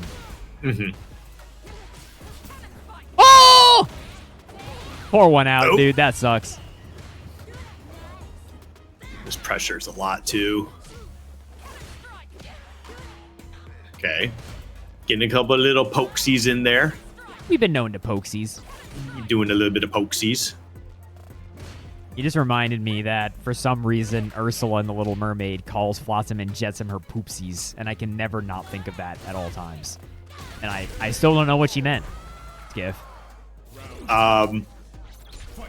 I don't know either. I just wasn't ready to talk about Ursula today, so I've got nothing to say to that. I just wasn't prepared for this moment. I wake up every day. That was a great DI back from Randall. Holy moly. I wake up every day at 5:30 a.m. ready to talk about Ursula. I am the founder of the Ursula fan community on DeviantArt. Spending the whole game and then dropping it. Oh, no. Oh, this is so much pressure in the middle, too. Oh, up the middle, the corner. The middle. The covering here. Yeah, they're technically in the middle of the screen, right? Oh, wait, Chip. Oh, my God, it's close. Uh-oh. Oh, you're burnt out again? But yeah, dude, I don't know if I agree with these full sends that Devin and Randall have represented. They're like, the green gauge is for damage. Yeah, if I have more green gauge, that means I put down more green damage. Why did you wake up drive rush? Randall, are you crazy? Devin takes the round. What the hell? There were drop combos and just a drop round in general. I feel like that was just Randall's entire game to take, and they just lost it, man. It's gone. Dude, they stored twice, so it beat the spin knuckle. That's hilarious. Oh, drop a little bit of a drop on the confirm. No DP from Randall. Ooh, ooh, ooh. Okay. He's damaged. Drive rushing in.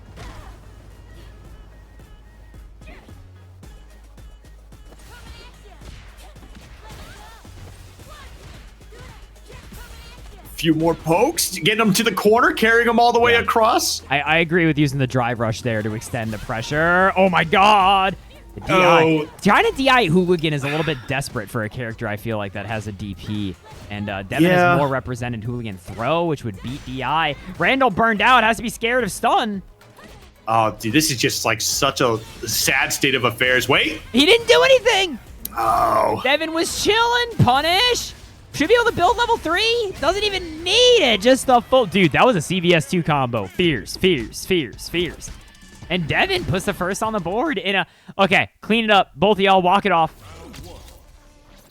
Yeah, that was definitely a bit of a drop on Randall's side of things there. Because, like, he was doing so well for both of those rounds. And, like, one small drop. And then Devin's just like, I thank you. Oh, thank you. Yeah, the crouch media kick buffer and drive rush. So strong for Cammy. It's funny because Austin Powers and Cammy are both British. Yeah, you know, I didn't think about that. I always thought Austin Powers was from Texas. God, what a terrible movie that would be. I thought you were going to say what a terrible movie Austin Powers is, and I was about to go to your house and beat you. No, dude, Goldmember alone is one of my favorite movies. I think the first one is clearly the best one. I think Goldmember is pretty good. It has a lot of great moments. I think Austin Powers' dad is also one of the best characters in that whole franchise. He's fantastic. Also, dude, Devin running a clinic right now. Randall really in trouble in this corner, about to have level 3. Oh, just one more poke. Yeah, one more hit, and you got it. That should have been at the drive rush. Oh, back medium punch, anti-air. Hold on, Randall, come back, Guile theme. Surely this doesn't happen, right? Okay. Yeah. I think surely Devin takes it there. Randall, I think you and I have to have a talk. I think that over the course of you playing in these beginner brackets, right, you have been very consistent, and you've got a strong pressure game that I think will bowl people over who don't know how to properly challenge it. I think genuinely, and you know this, Randall, I'm going to say this, and you're going to say, yes, Bones, I know. 2 things. 1, you really got to do more anti-air DPs with this character. I think it's one of Jury's big ways to deter neutral jumps and also to deter jump-ins in general. But the other biggest thing, Randall, is... once somebody shows that they're going to challenge after like medium punch and a crouch medium punch and stuff like that, that's when you have to change up your pressure, right? Start doing stand medium punch, throw. Start doing stand medium punch, nothing, right? Just like walk back. Start doing stand medium punch, stand medium kick. Like you have to start varying your pressure. And I think you either got nervous and your autopilot just switched on, or you for like just weren't really wanting to mix it up too much. Like mix it up a bit, right? Like that, once you mix up your offense a bit and you get a little bit more unpredictable, that's when I think you're going to start securing these higher stake W's, right? Because I think you've got the layer 1 game plan on pat. I think your autopilot will chew people up in this driving school bracket for life. It is going to make people sad. But I think in order to take that next level, dude, that big bone is bouncing the hell around. In order to take the next level, I think you have to be switching up your offense just a little bit there. But GG's to Randall, as always, going out in the big 5th place. We are now going to be seeing the match you were stoked for, Skiff. Parasite versus good old Creekmo. Yeah, this one is definitely going to be very interesting because of the whole keep out or keep away aspect that Dhalsim has available to him. And also just because of the play styles, I think, between these two characters. Watching Creekmo play, it doesn't feel like they're playing Dhalsim. Like they're meant to play someone else. They're just playing Dhalsim. Yeah, no, 100%. Hold on. Can I find... I have a very important clip that some of you in chat may know. There we go. Hold on. I need to play this for the stream so that everybody's on the same page. Oh, whoops. Hold on. Skiff, you're off stream for a second. I'll bring you back. Okay, that's fine. When you're, I'll bring you back once you're allowed. I'm just going to eat some goldfish on the side. This is permitted. This is going to be all these matches with Dhalsim in top 8 for the first time. No way! Oh my god, sorry. That was so much louder than I thought. There's Kyle, Ryu, Sangi, Blanca, and Dalcine. What's a Dhalsim? Oh my god, I literally watched this commercial yesterday. Awesome. What's a Dhalsim?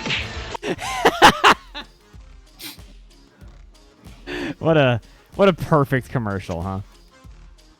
What's a Dhalsim? I'm not even kidding. I literally watched this commercial yesterday. That's so funny. Yeah, it popped up in my recommended. I had seen it before. I think I saw it. I think it was like in a random, like Vinesauce has been doing this thing lately where he just like watches old video game and whatever commercials. And I think it was in one of those where I first saw it. But I saw it because this stream where I watched sumo.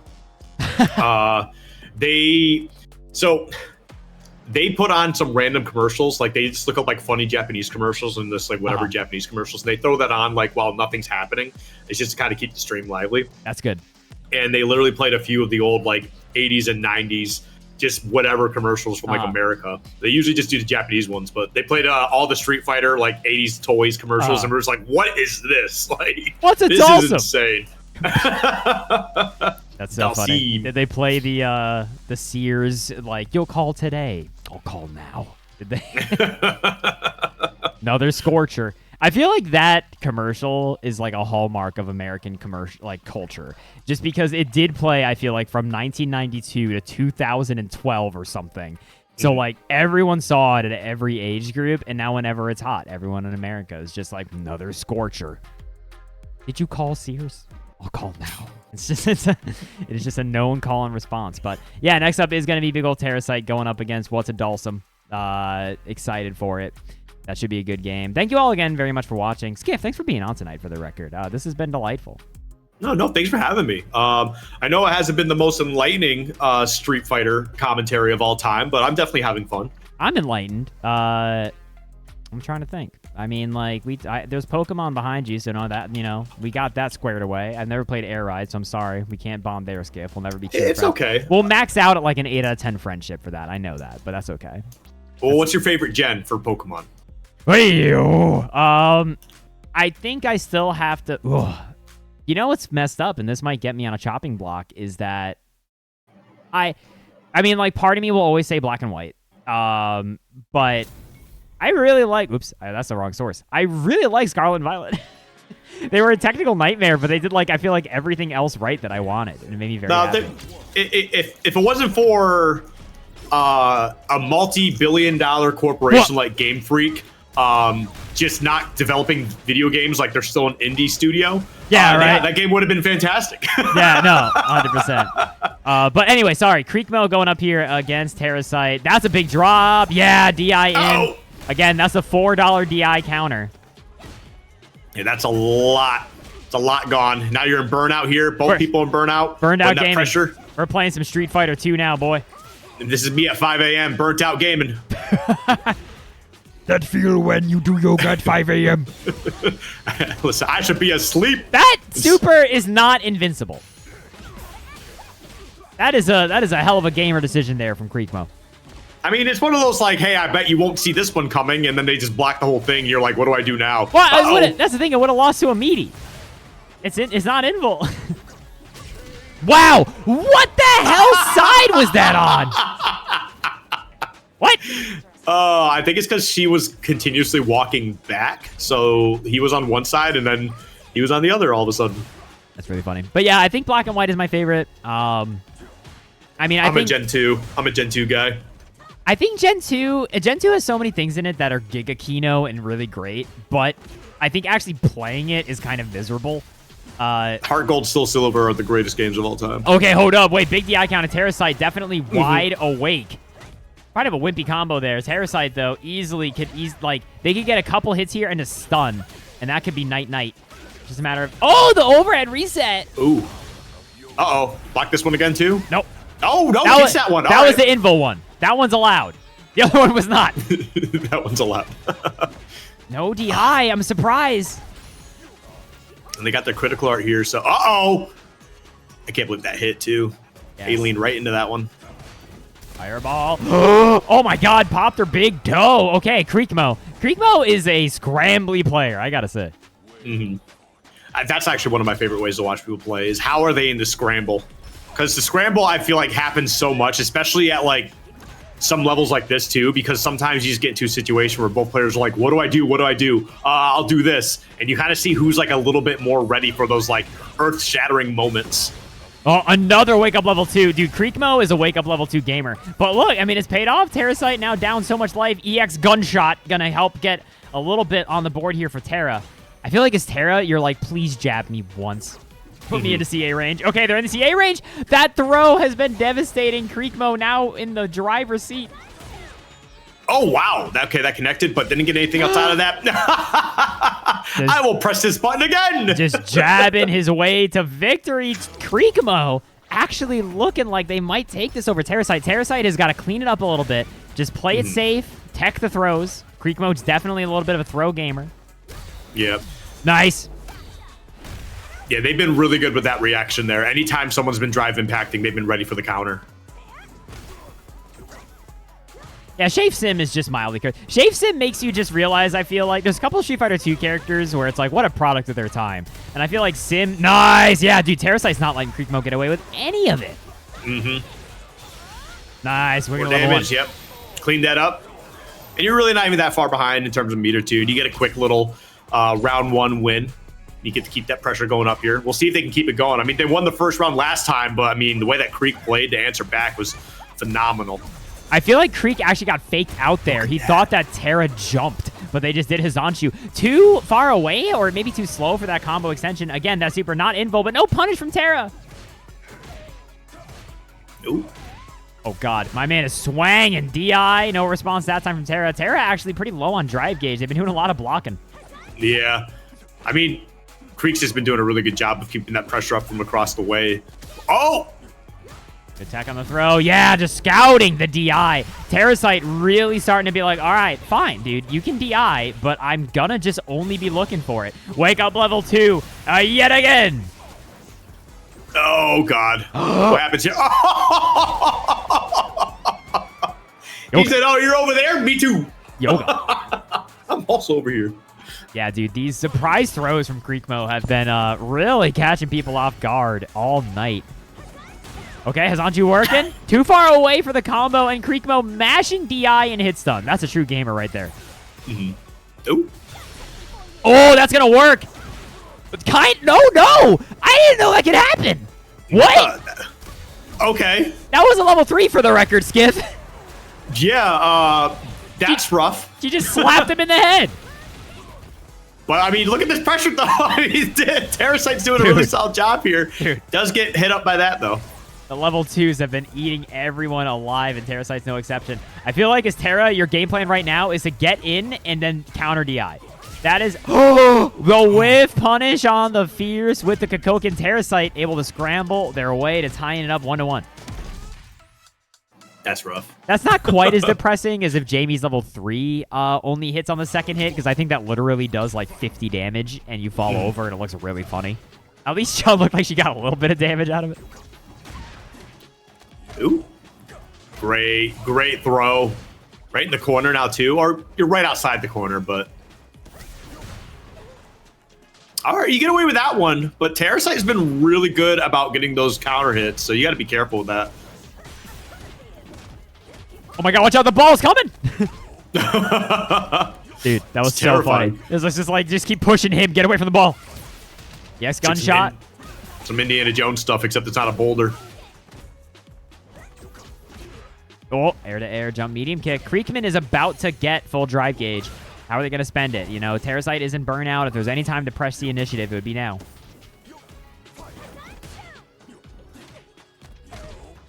Another big throw. They've been really good with their throws. It's like excellent, actually. Yeah, in a weird way, I feel like just nobody's expecting Creekmo to do it after... Oh my god, dude! She was platforming! She was playing Mario Brothers off of his arms. Oh, a little bit of a desperation Hazonshu. Hold on. Ah! Oh, they did that before, too. That was actually in one of the rounds. I think it was game 2, where he kind of just barely slipped under the teleport and just got that jab. I think Creekmo accidentally... They meant to do Wake Up Level 2, but I think they accidentally did Yoga Blast. Mm-hmm. Otherwise, there's not a whole lot of reason otherwise, Skiff, to do Wake Up Yoga Blast, let me tell you. They knew that. I think they know like when the teleport's going to happen. There's just been a couple times where they've been right off the money on it. Creekmo trying to challenge, gets blown up for it with the frame trap. Ready! Do they spend level 3 is the question. Why not? Pick up... Oh! But now you better. Never mind. Wake Up Level 3 does not connect. Ooh. Chicago win punish. Why? You had level 3. Doesn't matter. Able to clean it up. Terrasite. Able to adapt and overcome and take it 2-1.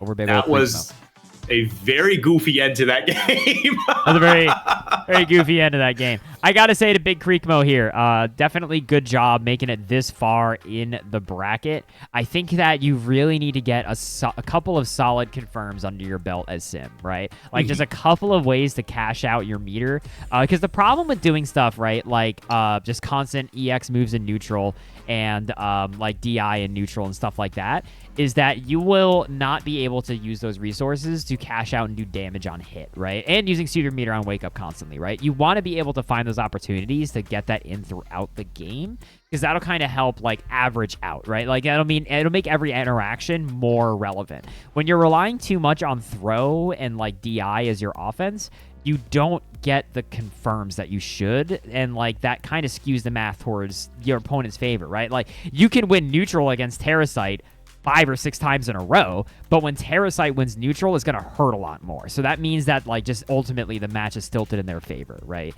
So I would say that's the biggest thing there, but otherwise, good job. We're going to be jumping over. Hold on, I do have to change the lobby settings because we're going to be jumping over to our first of 3 match of the night, Skiff. Let's go. Let's go. Let's do it. You know, I gotta say, I've been on commentary with the Smash guy for like 2 hours now, and I haven't made a single nice back air joke. That is unprecedented restraint, I must say. I mean, I say that anyway because I know someone's gonna get mad about it, like when I'm casting Smash Bros. So I throw it out there at least a few times because that's half my joy from casting Smash Bros. Nowadays is just saying things that someone's gonna get mad and message me on Twitter about. Because they're gonna be mad anyway, so I may as well just make them mad on purpose. Yeah, I was also pretty restrained with you, Wisely. You know, I'm generally a pretty nice guy, I think, but also nice back air, dude. You know, it was looking good out there. You know what is funny is nice back air is kind of like, it is a good summation of why some commentary is frustrating. Like if you're just watching commentary and it's truly somebody just being like, oh, he went for the drive and back. Cool. It's like, yeah, I can see too, right? Like that is the big thing. Sajan's made a bunch of videos about this, and it's like your job as a commentator kind of is to more analyze at a higher level. Like you can do the play-by-play, I think, when things are hype is kind of the difference there. But like in the moment, right? Like your job is not just to go like, hello everybody. Hey, hold on. Hey everybody, welcome to Winners Finals of Driver School number 11. Here we have Jothmiel going up against Sauce Master, who's the sauciest man I've ever met in my life. Like, that isn't your job to do this just immediate play-by-play information of what's going on. You know what I mean? Sounds like you're making fun of Critical. Is that making fun of Critical or just doing a Critical impression? Because he would totally say that. Yeah, probably. It was pretty solid, though. It was pretty solid. I'll give it up. I appreciate that. My only good impressions on commentary are Critical and Hamsar. I don't even know who the second guy you just mentioned is. You're like 39 years old. How do you not know who Hamsar is? You say who? Hamsar from Homestar Runner. Homestar? Which one's Homestar? Homestar is the main guy. Hamsar is... you know what? Forget this. Anyway, Oh, wait. Saucemaster... I think I know who you're talking about there. Saucemaster has Jothamail in the corner, but Jothamail immediately fighting back. Dragon kick pressure. Should be dead. Nice. Oh, that's Homestar. Yeah. Dude, it's been so long since I've watched Homestar Runner. Hamsar is the one who goes, just wanted to do the drivers. That's Hamsar. I just want to hang out, have a good time. Yeah, exactly. You got him. Yeah. Tried to go straight over the fireball, but I don't think Mallet Smash does that. Might have been a misinput, but gets a medal at least. Saucemaster somehow went that first whole game without a medal. Thought I said Homestuck. I've actually... Oh, dude, that's like the second time that's happened to Jothamail. Oh, wait, that should have been into Flippy Kick. That should have been into Flippy Kick. I think it would have closed it out. No flippies. No flippies flippies for you.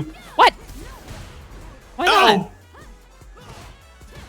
He's slowly working him towards the corner here, too, actually. Uh-oh, never mind. No meter My to turn. jump, though. They've spent it all. Oh, dude! Mallet Smash. I don't know if that even low crushed or if that just, like, almost with punish, but Saucemaster able to take that around. And, dude, look at this lead from Saucemaster just in meter. Mm-hmm. Yeah, no, they got a lot just sitting there, ready to go, just waiting for Jatham to just ruin it. Just extend too far, press the wrong button, and then punish them. But right now, actually, they're just kind of getting pieced up here in the corner. Nice anti-air from Jothamail. Wake up level 3 does work. But is it going to really put Saucemaster ultimately that ahead in the long run? Ow. No. Right. Ultimately, if Jothamail gets one good confirm now at the level 2, it can easily do it. Oh, God. Flip kick. Wait. Nice. There we go. That's what I'm talking about. Hold up. Dude, oh my God, what's going to happen? Ah, it whipped, and then you... No. Why did you do reversal sweep? Oh. I got to say, Saucemaster went straight for the mayo jar and a spoon for that one. Well, you don't just eat mayonnaise out the jar? I'd prefer not to. Like a normal person? Too many trogs tonight. My co-commentator included. Oh, no. That is a disaster, dude. Try to just get heavy DP, accidentally heavy punch into DP. Mm-hmm. Okay. Yeah, putting on getting him a little bit. All those blocks, though. Love that. Dude, Jatham's... Oh, God. Yeah, Jatham do be having the punishes, though. Nice punish. That's actually twice that we've seen Saucemaster miss that. We saw them miss that earlier, too. Yeah. I think it was against Terrasite. They ended up hitting the second one they threw out, but the first one they missed. I'm so sorry. Creekmo is already out in 5th place. But they did good. Don't worry. All right. Oh. Little toes. Saucemaster, though, die. Oh, yeah. Stand heavy kick. Gonna hold down the nooch. Jothamail looking solid as ever. I feel like Saucemaster, though, you know, they were able to sauce it up in the last one. But so the question is, can they just turn on the sauce? It's like a faucet. Well, I mean, they haven't really been doing a good job of getting some medals in this so far. Like, even last time, last game, they only had 2 medals, like, the whole way through. So, yeah, probably could be doing a little bit better with that. Well, what's funny is they go for that confirm a lot. They go for EX up kick into flippy kick, which is great for damage and corner carry, but it don't give you medals, like you said. Yeah, Bring that's Creekmo definitely a back. huge factor. Yeah. Because, like, they're putting out some decent damage, but they could be doing so much more. They could be, just like that. Oh, no! Definitely huge drop there from Jothamail. Could have been at level 3, but it's okay. Jothamail able to tie it up 1-1. Unfortunately, I cannot bring Creekmo back unless you pay me $50. Then I have you know I am easily corrupted as a commentator. And a TO. And a TO. Dude, Milet smashing over for the best of them? A 1, a 2, a 3. What the? Huh? Huh? Huh? Bro, Ken's light DP is a disaster. Why did that go so far? Just getting a regular throw. Uh-oh. Well, one thing you've that I want to point out, though, is that even separate from doing, like, the strike confirms and the hit grabs for medals, Saucemaster, I think, has not been doing it enough. Command grab is a punish, at least, right? Like, if you're going to just do a throw punish on, like, a DP, you might as well, right, just make it a command grab. Mm-hmm. Yeah, no, there's definitely been quite a few times. Like, I understand you want to go for damage, but like we mentioned already, like, you could be piling on more damage in the coming rounds if you just start getting your throws into play. Hey, Ion Gravity Beam. Thanks for the big raid.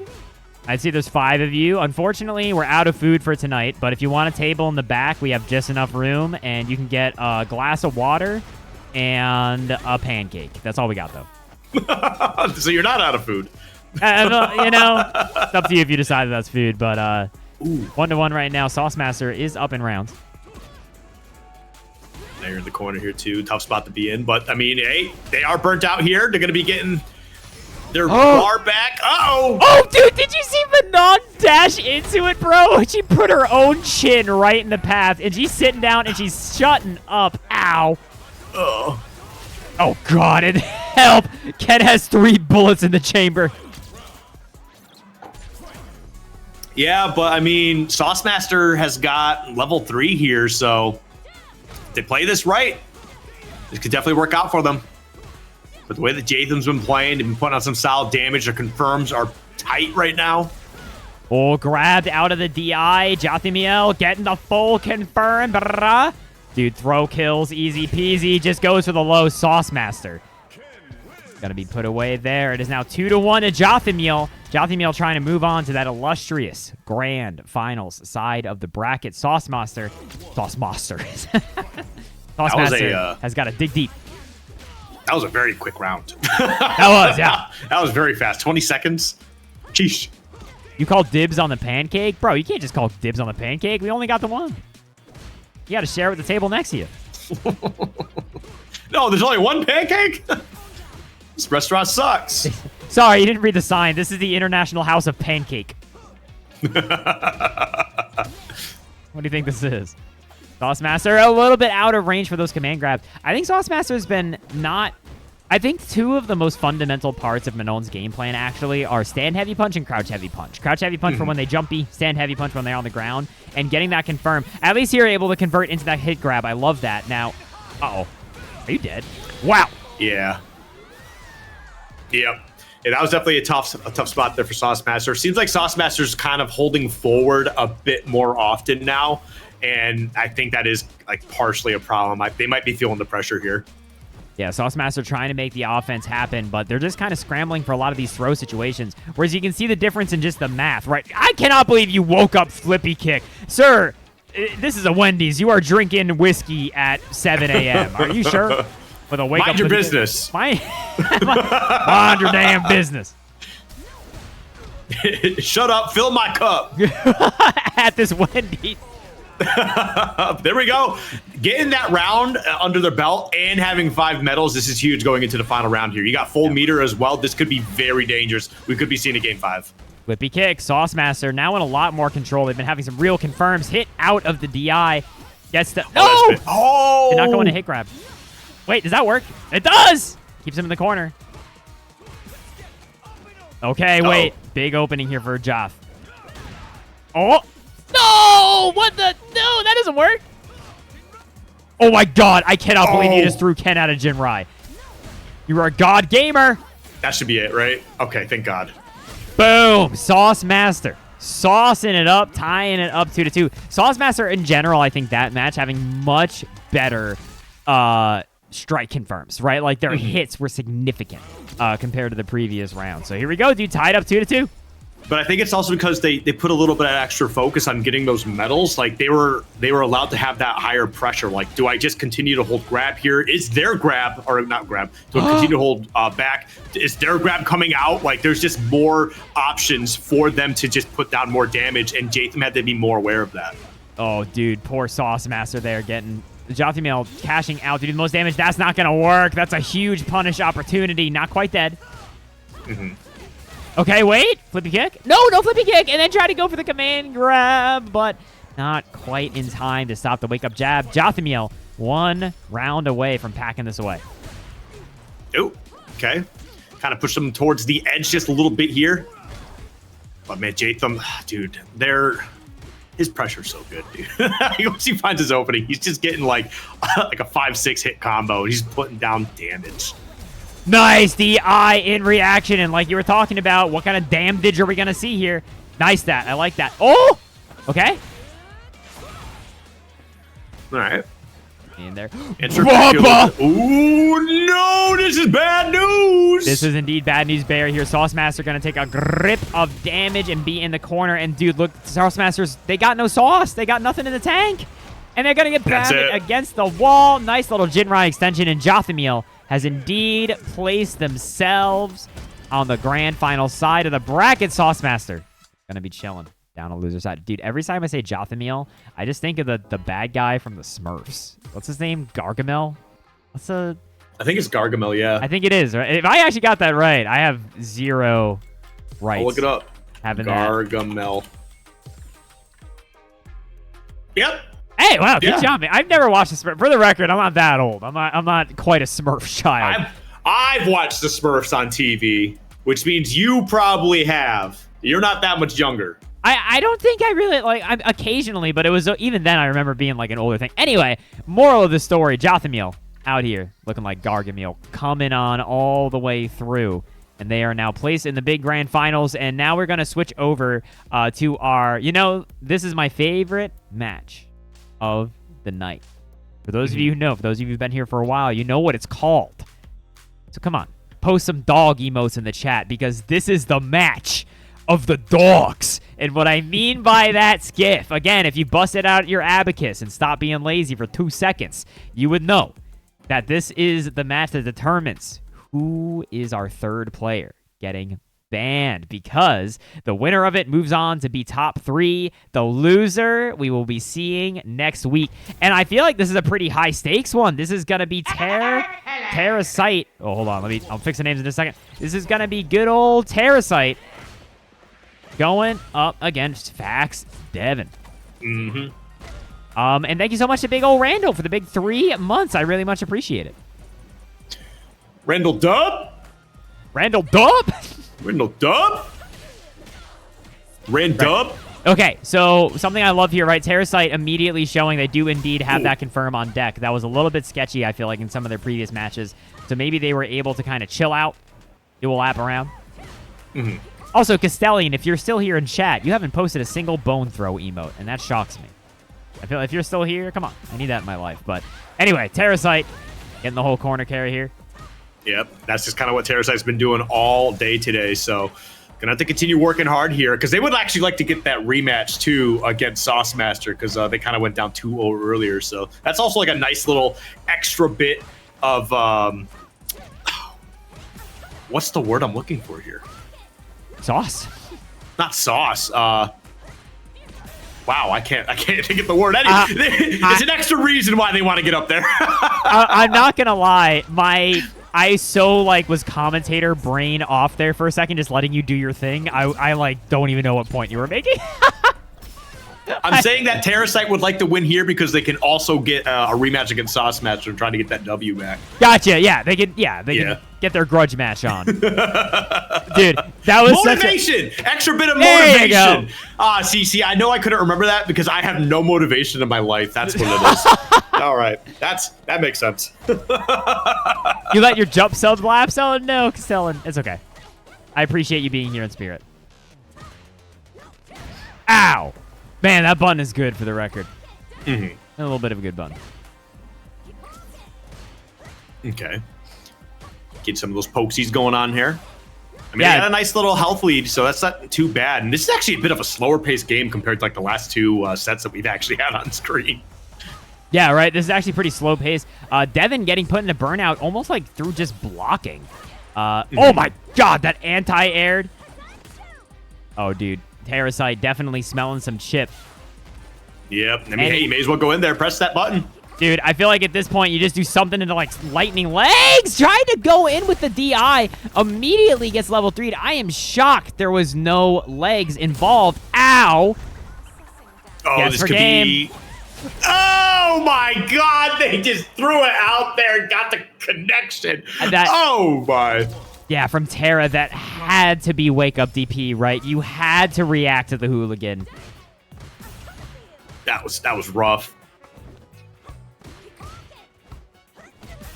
Well, let's see if Terrasite can find a way to answer back. I mean, it is a rough game to drop because you basically had it in your pocket because they weren't trying to spend their level 3. They wanted to hold that for the final round, but you ended up holding on for just a little too long, and Devin took that from you.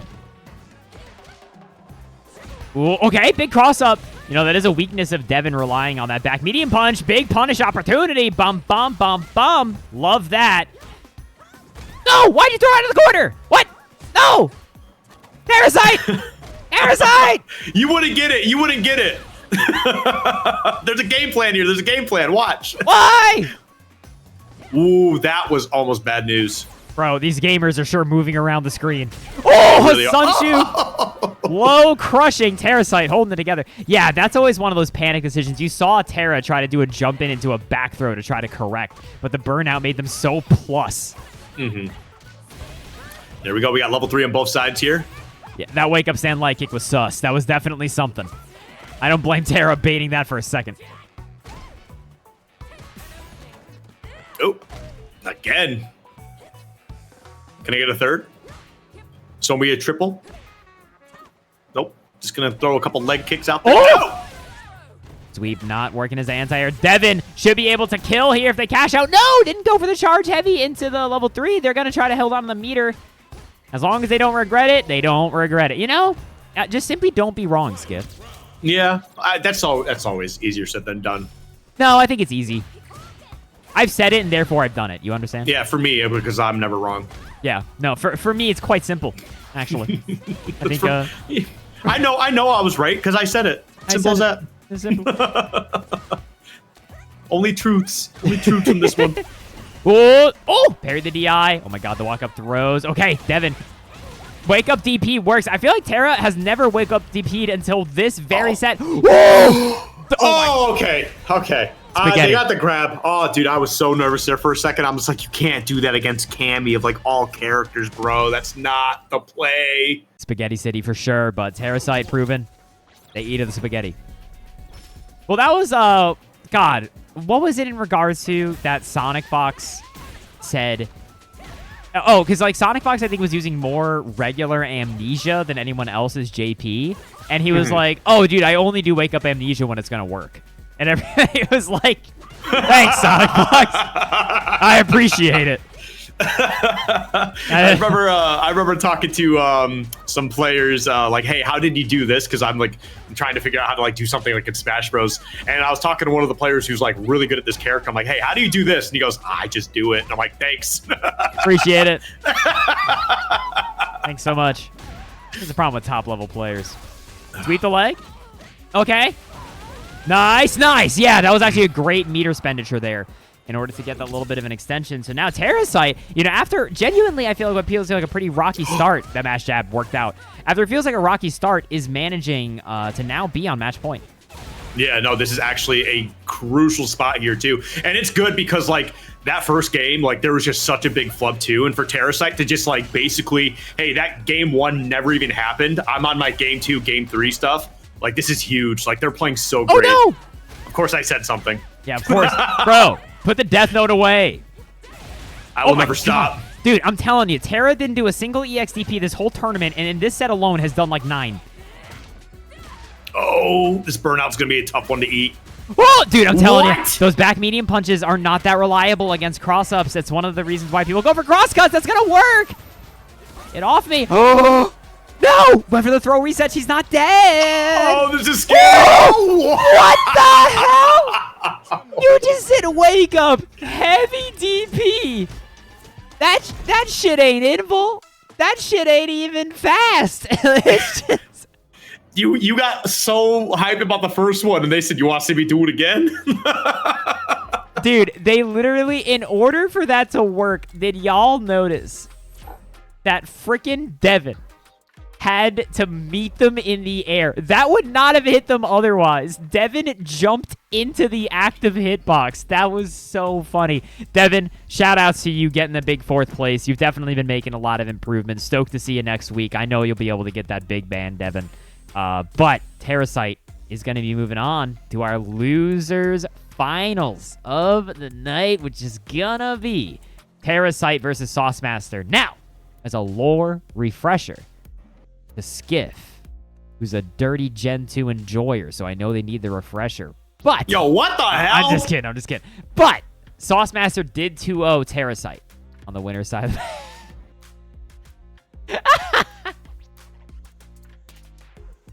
For the record, I'm a Gen 2 enjoyer. I got my copy of Pokemon Crystal, like, right over here. I'm a Gen 2 enjoyer. But they did get knocked into losers by the big Saucemaster 2-0. So now we are going to be seeing the run back, as you said, the grudge match, where they will have the motivation, sauce, permutations, whatever the hell other words you were trying to think of coming into this set. Motivation. And that's not even fair because I brought that up earlier. So you can't even say that like I need the refresher. I brought it up. You did. I brought it up before that happened. But this is actually going to be really interesting though because Terrasite actually played so good. Like that game 1, I was like, the pressure's getting to them. They want to get banned so bad. They're not going to be able to get there. And then like game 2 and 3, they're just like, no, I am getting banned today. 100%. Yeah. No one's going to stop me. I don't want to enter this tournament ever again. And they did it. Becoming the first Chun-Li to ever place top 3. They're the first Chun-Li is bannable. That is a bannable offense. We let that happen. It is a bannable offense. Dude, I gotta say, for those of you who are not boomers like me and Skiff, where I also played Street. You know, it's funny you played Street Fighter 2 on the Genesis because I played it on the SNES. So it's like in this way we are alienated gamers. But like, dude, if you've never played Street Fighter 2 in general and you've never been thrown by Chun-Li, the damage it does truly cannot be believed. And you have to remember in ST that you cannot tech a throw if it's going to kill you. So, because the way it works is it does all the damage, and then when you tech, it heals you. So if it kills you, you're just dead. And Chun's throw does like a third of your health. And it's just the throw where she goes, hey, and just plants you into the ground. And it is so friggin' funny to see it kill someone from a third of their life. But here we go, everybody. I was definitely too lazy to update the headers, but it's going to be good old Saucemaster going up against Terrasite in your losers finals. One of these gamers will be going home in 3rd place. And this is best of 5 here, right? This is, first of 3. First of 3, yeah. I forgot you guys say things different over here. No, that's just me. I single-handedly put down the flag of people always get confused at best of. They don't know what it means until I explain it, especially if they're newer. First 2, everyone gets. Yeah, that is fair. That is fair. That's the only reason I'm serious about it. I said ditto earlier and wisely tried getting on me for saying ditto. It's like, shut up. You're a Smash guy too. I don't want to hear it.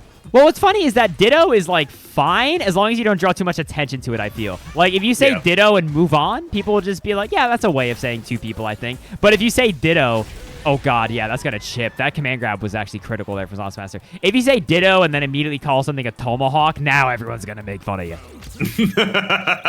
That's how it works. It's not my problem. That's their problem. Tomahawk has so entered the FGC as a shitpost phrase. Like, people say it to be mean. Like, they're like, oh, nice tomahawk. Like, it's like a bad empty jump as a tomahawk. Yeah, man. You wouldn't get it.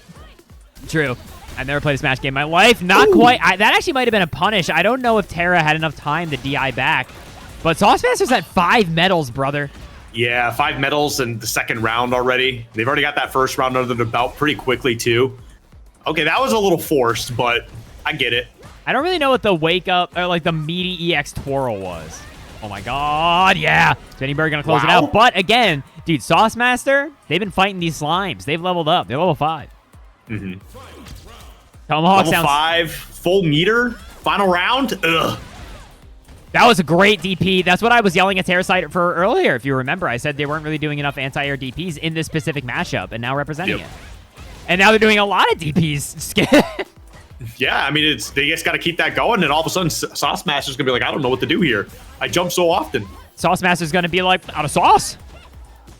Oh, that's gonna work. But again, like it's gonna do damage, but for Terra, not too bad, right? Because this means now the next hit they do will easily be able to convert into a kill because they'll be in CA range.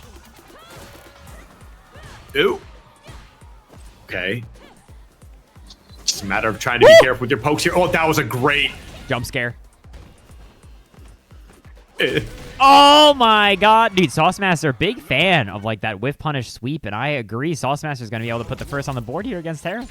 I mean, yeah, it's quick, it's low, reaches pretty far, like it's a great option. My problem with Tomahawk is it doesn't fucking mean anything, if that makes sense. And I know in the FGC we have other words that don't mean anything, but empty jump is not that many more syllables. It might be the same amount of syllables. It's just cool, man. I mean, like, sure, I get it. But if I say empty jump on commentary, my mom will go, yeah, I kind of get it. You know what I mean? Well, yeah, but the FGC's not for parents. If you a dad, get out. Get out. This ain't for you. The X-Man grab got a little bit of on the board, and then big... Dude, the mallet smashes have been eating Terra alive.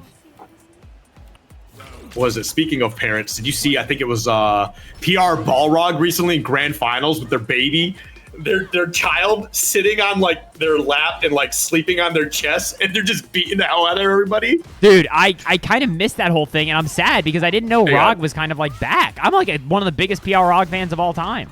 Dude, I'll post a photo for you in a Please bit. do. But oh my god, it was a great photo. It was a great photo. I definitely am a big fan of parents and FGC in any way, shape, or form. But dude, as we continue getting into this second round here, only 2 medals this time around, so not as threatening, but that sure is. Dude, again, the mallet smashes. Dude, high, low, high, low. And Terrasite burning themselves out with that DP. A little bit of a desperate maneuver for sure. Nothing they could have really done outside of maybe just mashing out a level 3. But that's going to kill Saucemaster. Putting up 2. And wham. That made me doubt myself for a second because I saw the pixel, but then it went away. Yeah, I saw that too. I was like, really? You lived? I was like, no shot.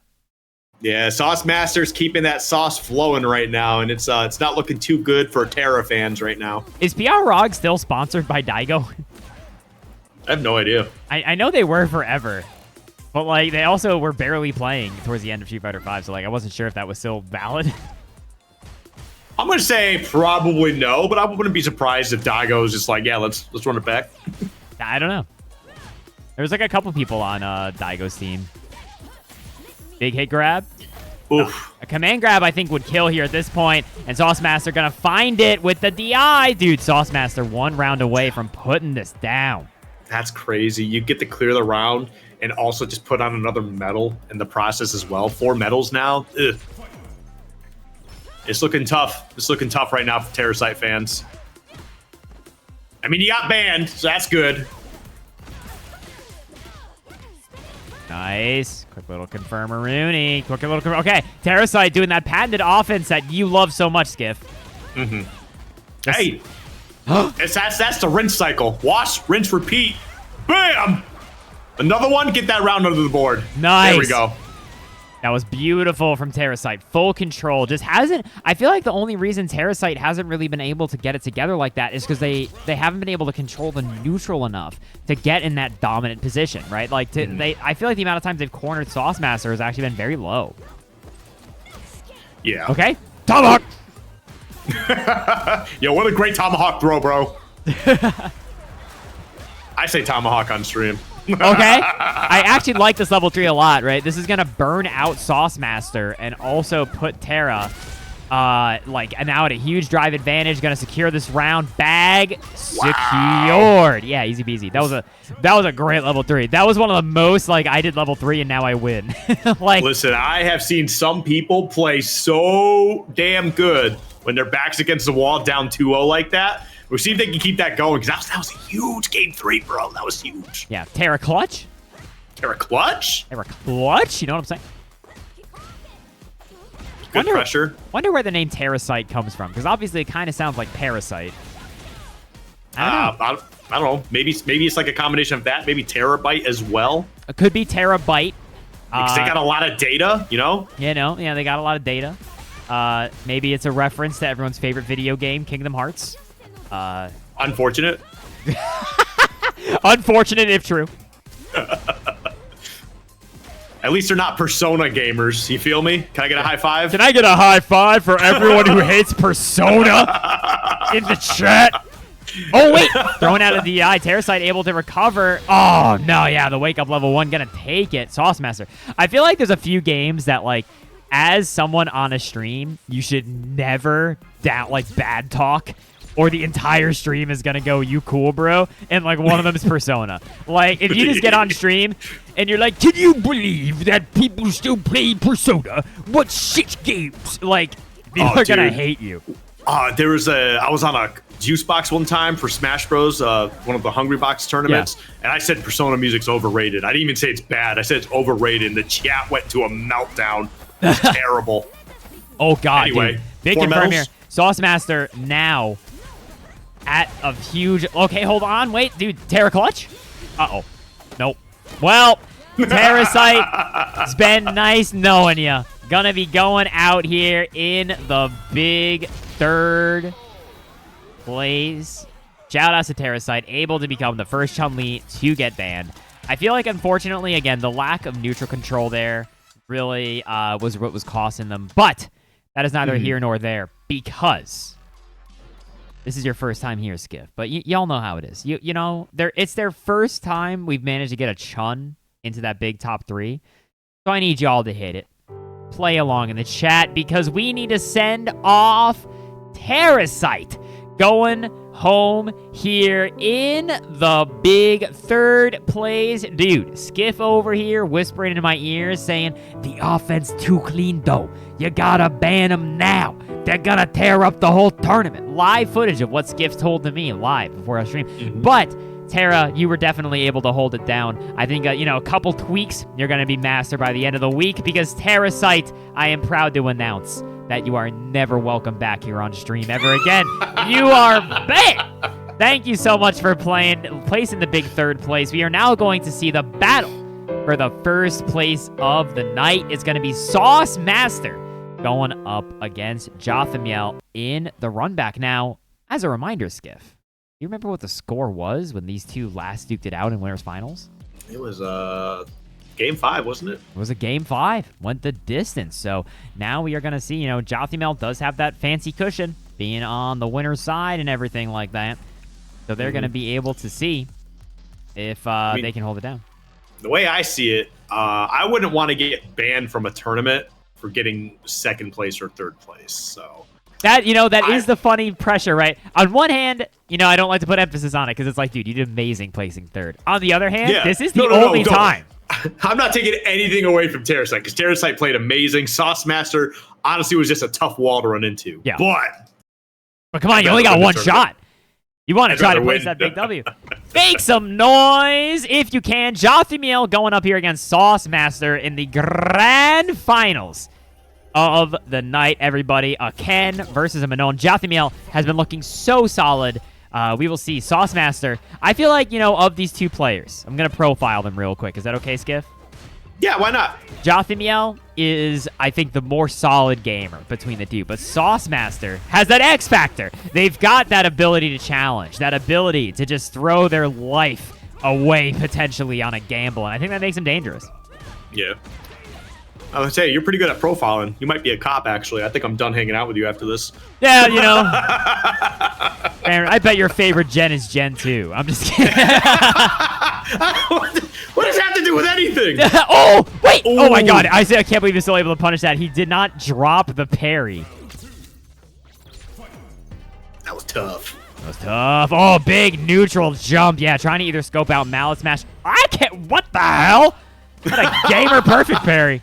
That was a goofy animation, too. Yeah, she just P-poses. Into immediate grab. Anyway, 3 medals now. 4. Against the wall. Count them. 4 medals now. Wow, what a jump scare sweep. And then the meaty command grab. 5 medals, dude. Sauce Master managing to hit that big level 5 going into this next round. Yeah, I mean, we'll see if Jothamiel's got something left in the tank here to just try and close out this first game because, yeah, you're in a very tough position. Both players having 3 meters here. I like that. Good reaction. Yeah, pile that damage down. Yeah, it's damage, but it's also corner carry, right? Like, Jothamiel wants to get this huge position. One of the biggest strengths about Ken. Great anti-air DP. Oh, that combo! La, la, la, na, mo. You are gonna be close to burnout. That just doesn't look like it's fun to go through. No, And she's like got it the hurts. biggest smile on her face right before that, too. That's terrifying. Dude, someone pointed out, oh my god, big overhead there. Jothamiel gonna be able to take this first one. Someone pointed out, and now I think it's the funniest shit, that during Jury's critical art where she like grabs your face with her foot, DJ just has the biggest smile on his face. And it's so funny. Yeah, DJ seems like a freak. Everybody else is like, oh, but DJ's just like, yeah, man. He's all about it, man. Either way, getting into our game 2 here, Jothamiel kind of keeping that streak alive, getting that first W. God. Ooh. Yeah, these DIs after the sweeps, definitely, I've been eating Jothamiel alive a little bit. You say it. Oh, what was that, Skiff? That was a great empty jump grab. That was a good empty jump into throw, I must say. It's not trying to be like David Attenborough and any of those life documentaries. Here we see Manon doing a wake-up level 2, but it will not last. I love David Attenborough, dude. So I high. can listen to that guy talk about anything. I can too. Got to the big level 4. Nope. This pressure is a lot right now. It is trying to... Oh, Jothamiel getting pushed closer to the corner. Thrown out of the DI. A little bit too close for comfort there. Wake up, crouching, light kicks into the sweep. Huge read there from Saucemaster, and it's going to cost them. Like I said, Saucemaster, they're a gambling person. They're out here to gamble. I mean, they got 4 meters, though. Or not 4 meters. 4... Can you imagine? 4 medals. Dude, okay, you know what, chat? I agree. JP and Ken are too strong. My proposed balance patch for the next game, this is going to hurt a lot. My proposed balance patch is that Ken and JP can only have 1 meter. Everyone else has 3. They all start with 2. Also, Ken only has 1 drive gauge. He's so done as a character. I think I've made the game better.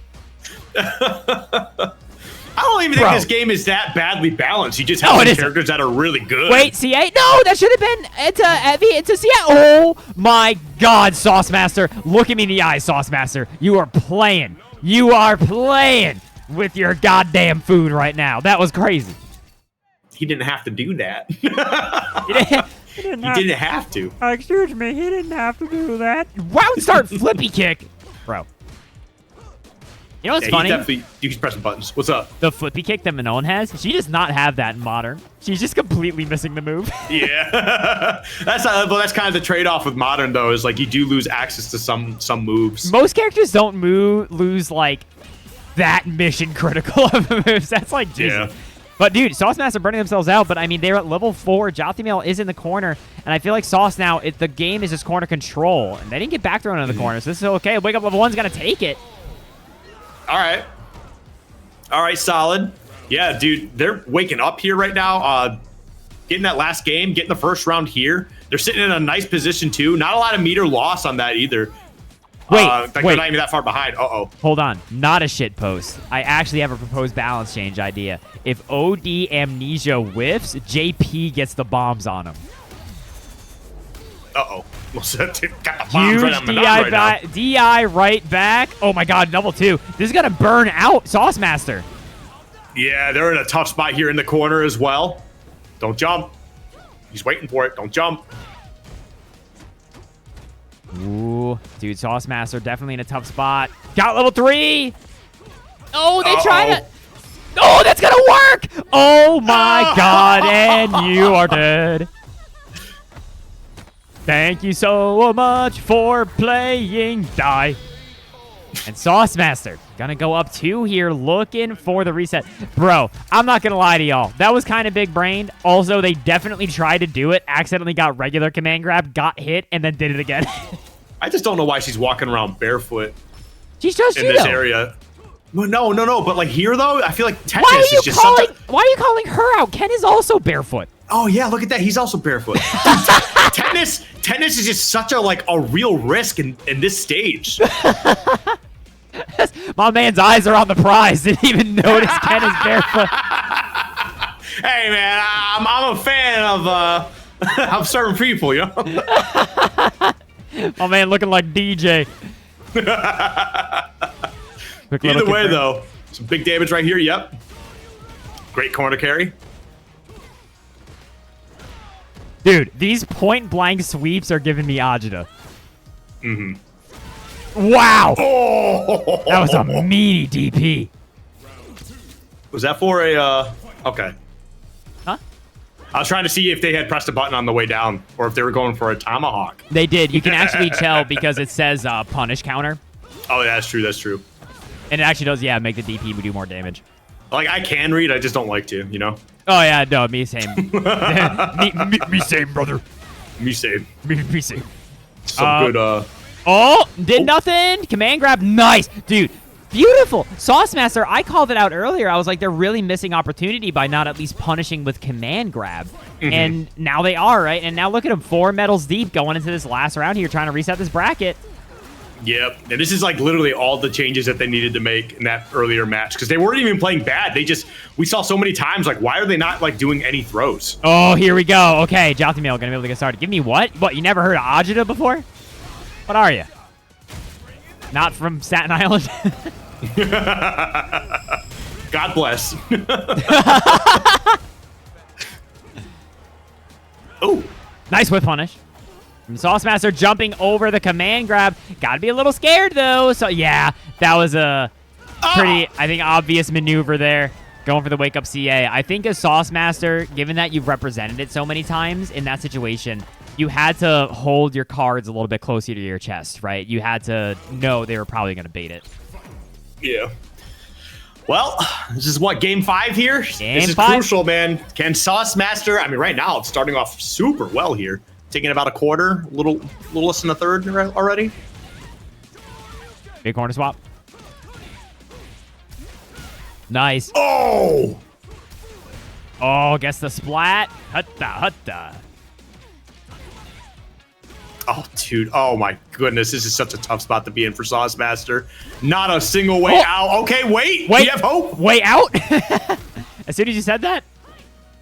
I like that, too. We didn't see any of, like, the crazy combos that they were going for earlier. They said, look, I'll just take my hits and get my command grabs and try to get my medals up because this is not looking too good. One round away. Oh, Sauce my God. Master. And Jothamil turning up the heat. We are at the bottom of the bottle, man. There's almost no sauce left. Bro, we hit the sauce too hard. We'll have to tell our kids about legends of the sauce. Oh. Oh, dude! Draw, Pilgrim! They said, I make you move. That was crazy, the amount of patience that they had there. And now, Sauce Master down a lot of life, but, I mean, so is Jothamil, right? Like, they're basically evened up, so now it's just a matter of Jothamil can close it out! DI after, not able to get the punish on the up kicks, and now Sauce Master is taking this to, what do we call this? Do we call this still double Luigi? This is not Shin Luigi yet. This is still just first double Luigi. You say Shin Luigi? Shin Luigi is like if we're in the reset and then it goes to final round. But huge mistake there from Sauce Master, right? Now they're down all their meter. Doesn't have anything more for reversals. Jothamil looking very strong right now. Sauce Master's got to find the X Factor. It's just looking super rough here. Okay, there you go. Just get a couple pokes to try to establish some sort of footing here. Oh my God! Oh no! No, enough talking about feet skiff because no footing was found. As Jothamil is gonna take your driving school. Number 11. GG's, and real quick, you know what we gotta do? We gotta send off our gamers in style because they certainly did some gaming tonight. Shoutouts to the big Sauce Master, the Lord of the Sauce themselves, coming all the way out here, placing in the big second place with Manon. Really, really strong stuff. I mean, I think my biggest impressive thing is that I saw you make those adjustments that really helped you kind of like start turning those rounds around. That is so hard to do, especially mid-tournament in a high-pressure environment like that. So shout-outs to you. And Jothamiel, being the first Ken to ever do it, to ever win a driving school, definitely no small feat. Shout out to Jothamiel, dude. They were looking so solid. It's so awesome to see how fast they've improved, how much their game plan has gotten structured, and how much the Repo Man has got a big bone. Get the hell out of here, Jothamiel. You're old news. Shout out to big old Repo Man. No, I'm just kidding. But I do want to say to the two of you, Sauce Master, and to Jothamiel, it is my honor and my privilege to say you are never welcome to play in this tournament again. You are banned for life. Skiff! Skiff, thank you so much for joining me on the commentary here. Do you have anything you want to say to the gamers? Anything you want to plug? Anything along those lines? No. Sign up for Rise and Grind. Rise and Grind's actually coming up at the end of, at the beginning of October. It's going to be October 13th to the 15th. It is generally a Smash Bros. Tournament, but they're going to have Street Fighter, Capcom sanctioned, by the way, and Guilty Gear Strive. So definitely look at that. It's in Waco, Texas. Take a look if you can. Cool. Good old Waco, Texas. Hell yeah. Yeah, definitely go do that if you can be in the area. But Skiff, thank you so much again for joining me on commentary, dude. I will catch you around, but I'm going to let you get the hell out of here for now, okay? All right. See you, man. Thanks for having me on. Later, gamer. Boom. Another one in the books. Let's get Rob back on stream. Thank you all so much for watching. It was an absolute blast. This was a really fun one. Hey, my one big request to everybody in the Yonder chat is, because of the nature of Street Fighter 6, right, where online brackets are everywhere, everyone's kind of doing this thing. Hey, anybody, if you've got a friend who they'd be a good fit, you think they want to throw them on in here, have them join Yonder bracket, please feel free to tell them to enter the tournament next week. Again, we're any skill level, basically, unless they're too good, then tell them to kick rocks. But that being said, we're going to go ahead and play our little outro here, everybody. The new bracket is going to be posted up right when we wrap up tonight. Thank you all so much for watching.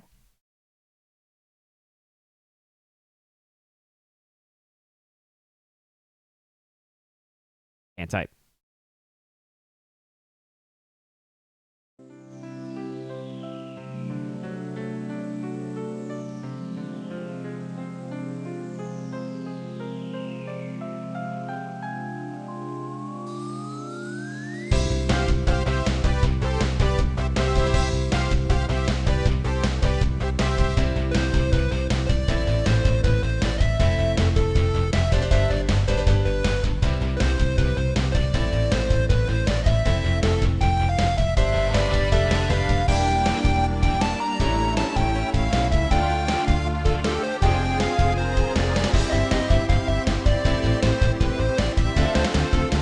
Dun, dun, dun.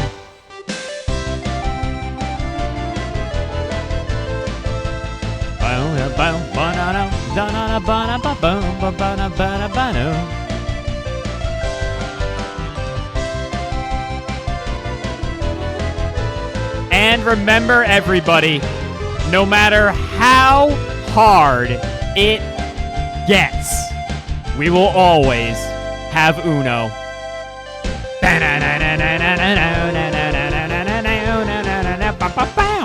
Thank you all so much for watching. Really do appreciate it. What anime is this? I think your question has been thusly answered. I'm a free agent tonight. I'm going to throw y'all over at NES Cardinality, because that's where I'm going. I'm just going to read the stream I'm going to watch because I'm lazy and I want to save myself the clip. NES Cardinality, should be doing some NES speedruns. I'm a big fan of NES Card. Tell them what's good for me. Thank you all again so much for watching. I'll see y'all next week. Bye.